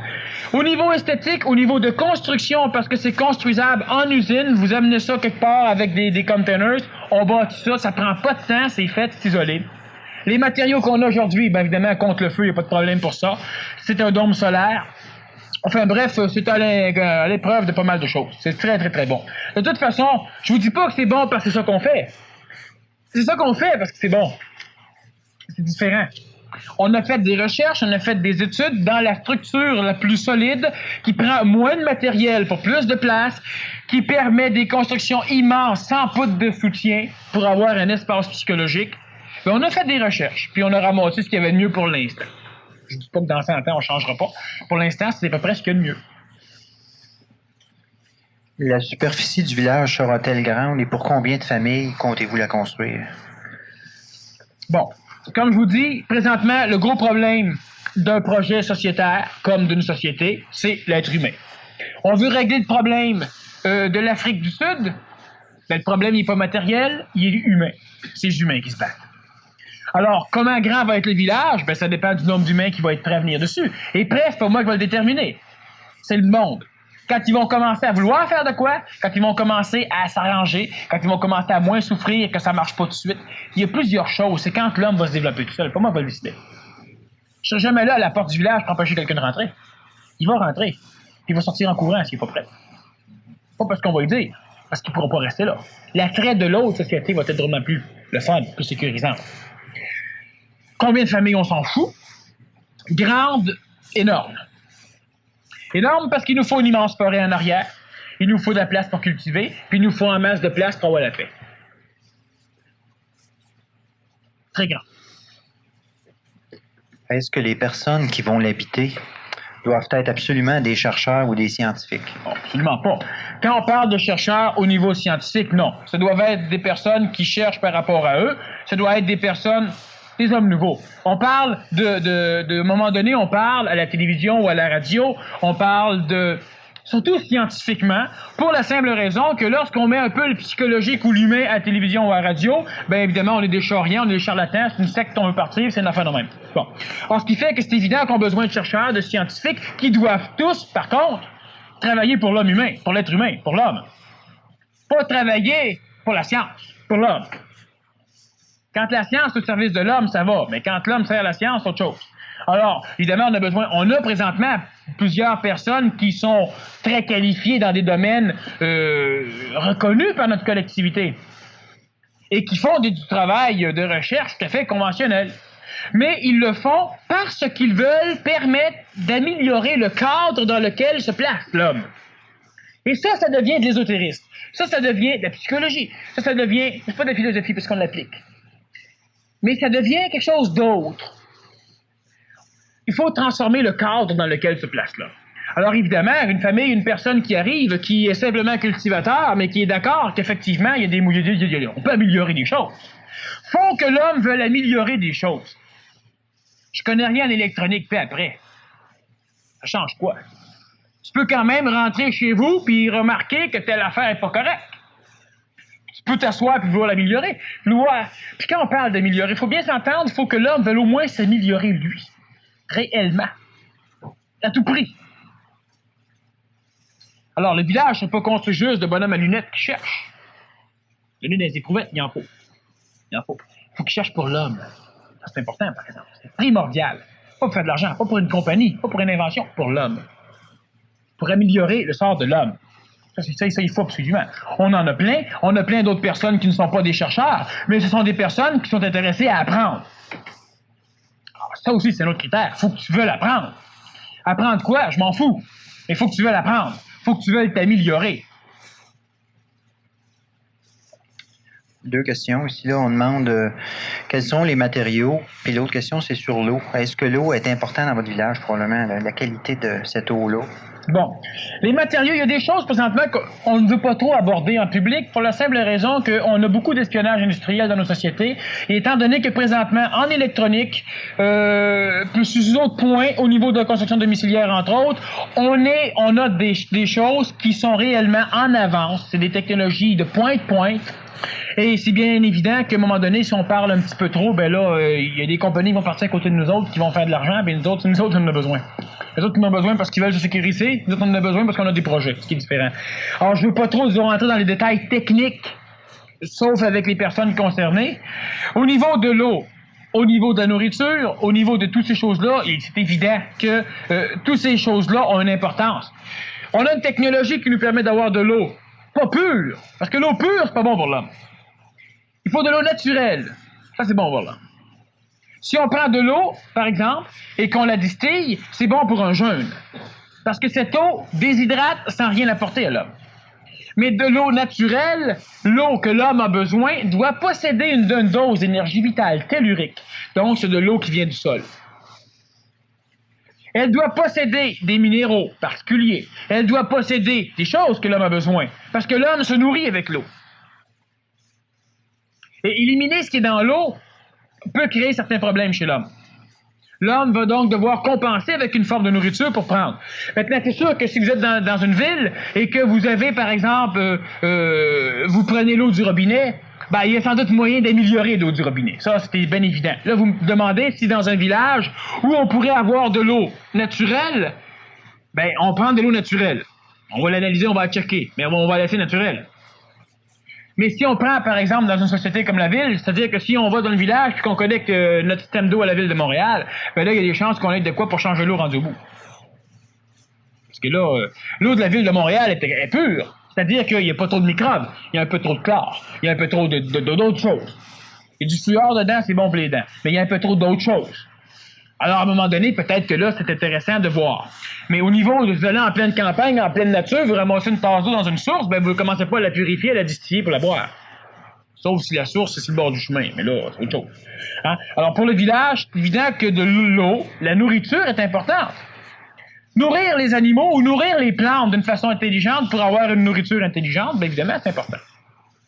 Mais il faut s'entendre avec le mot pur que j'aime pas. on ne l'a pas employé, mais je dis par exemple de l'eau pure, l'eau naturelle. De la viande pure, ben, disons de la viande, autre chose, une alimentation pure. J'ai vu dernièrement à propos de pure sur plusieurs emballages, je regarde ça comme c'est amusant. Faites 100% de telle chose. Ingrédients. La chose. Telle affaire, telle affaire, telle affaire, telle affaire, telle affaire. 100% jus d'orange pur. Ingrédients, un paquet d'ingrédients en plus qui viennent dedans. Alors, c'est ça. Alors, pur, disons que j'ai rien contre. Il faut juste faire attention. Dans notre ville, par exemple, ben là, il y a sans doute moyen d'améliorer certaines choses, comme d'améliorer l'alimentation. Mais il faut juste, disons qu'au niveau du village, ben, c'est évident que l'eau naturelle a de l'importance. On revient ici 2 questions. Là. Qui va en faire partie? Qui va fabriquer le village? Et est-ce que l'on peut travailler à l'organiser et le bâtir? On semble vouloir savoir si présentement il y a de quoi faire, là. Bon. Il y a de quoi faire, oui. Qui? Des hommes, des femmes, du monde.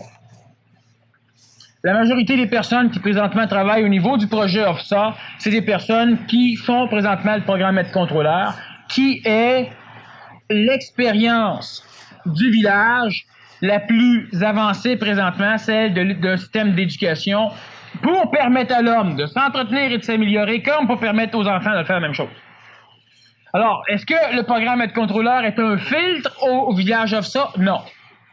La seule chose qu'il y a, c'est que c'est intelligent, à un moment donné, tant qu'à refaire de quoi, d'améliorer toutes les choses. Et le système d'éducation qu'on a présentement n'est pas efficace pour permettre à l'homme d'aujourd'hui d'arriver à quelque chose. La preuve, la majorité, vous êtes obligés de vous inscrire à des cours ailleurs.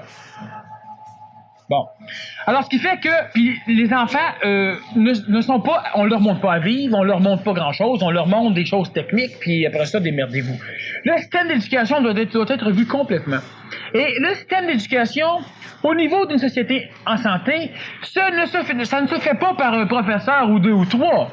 On va pas broyer au ministère de l'Éducation après quand ça marche pas. Faut que tout le monde embarque là-dedans. Si on regardait les maisons du village, il y a une grande salle, une grande pièce qui est réservée juste à l'éducation. Fait que toi, t'es chez vous, tu sors le matin, tu te tires, t'as mal dans le dos, ça te tente de faire quelque chose, t'as une pièce pour le faire. Tu rentres là-dedans, t'as des livres, t'as un terminal d'informatique, t'as des appareils, t'as de quoi. Ton enfant, il a appris des affaires à l'école, ou il a appris des affaires dehors. Oui, il y a toute la maison pour continuer. Puis toi, avec, tu peux continuer. Ça, c'est important. Alors, c'est pour ça que, avant de faire une société, faut qu'il y ait quelque chose qui permette d'instruire, de conserver et d'améliorer l'homme dedans. Et ça, c'est le système d'éducation. Alors, c'est pourquoi que la majorité, présentement, font le PMC, et c'est surtout à l'intérieur de tout ça que se détermine comment on peut bâtir, comment on peut voir, comment on peut vivre un village. Parce qu'on doit commencer par le système d'éducation.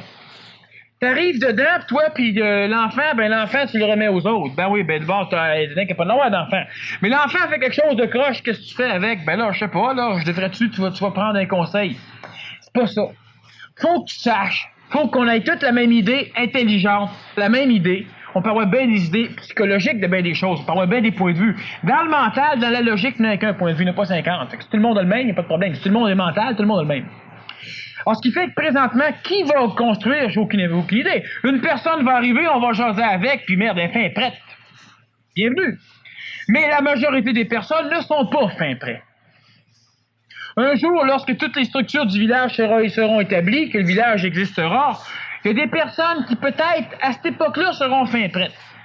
Présentement, pour construire au niveau du village, certaines personnes peuvent travailler techniquement sans faire le PMC. Je ne vous dis pas que le PMC, comme tout à l'heure, je vous dis, c'est pas une chose sine qua non obligatoire. Il y a des personnes qui travaillent au village qui ne font pas le PMC. C'est une minorité. Et à un moment donné, ben, ils se rendent compte, la majorité, qu'il y a des choses qui leur manquent, que les autres ont. Ils vont donc s'inscrire pour passer par là. Maintenant, c'est très important. Les échanges d'énergie, on l'a vu la semaine dernière. Alors, ce qui fait que le programme aide-contrôleur, c'est un cours qu'il faut payer pour le suivre. Pas parce qu'on veut faire de l'argent. On va en faire, on en a besoin, on a un maudit projet à faire, hein, vous imaginez bien. Mais il y a une autre chose, c'est qu'il y a un échange d'énergie. La personne ne prend pas au sérieux quelque chose, c'est gratuit. Et ça, c'est important. Ce qui fait qu'à un moment donné, on va, comme tout à l'heure, je vous disais dans le village, la nourriture n'est pas gratuite. Tu vas devoir travailler pour, mais pas pour de l'argent. La maison, ben oui, la maison, on te la donne. Par contre, tu vas avoir bâti la compagnie, tu vas travailler dedans pour qu'on puisse te donner la maison. Il n'y a rien de gratuit jamais. On ne peut pas l'avoir gratuit. Par contre, il y a des moyens que vous vous enrichissiez pour que tout le monde s'enrichisse. Puis ça, c'est très important. Alors, c'est sûr qu'à un moment donné, si on part une compagnie, ben c'est ça du PMC qui vont avoir un privilège, priorité de travailler dedans.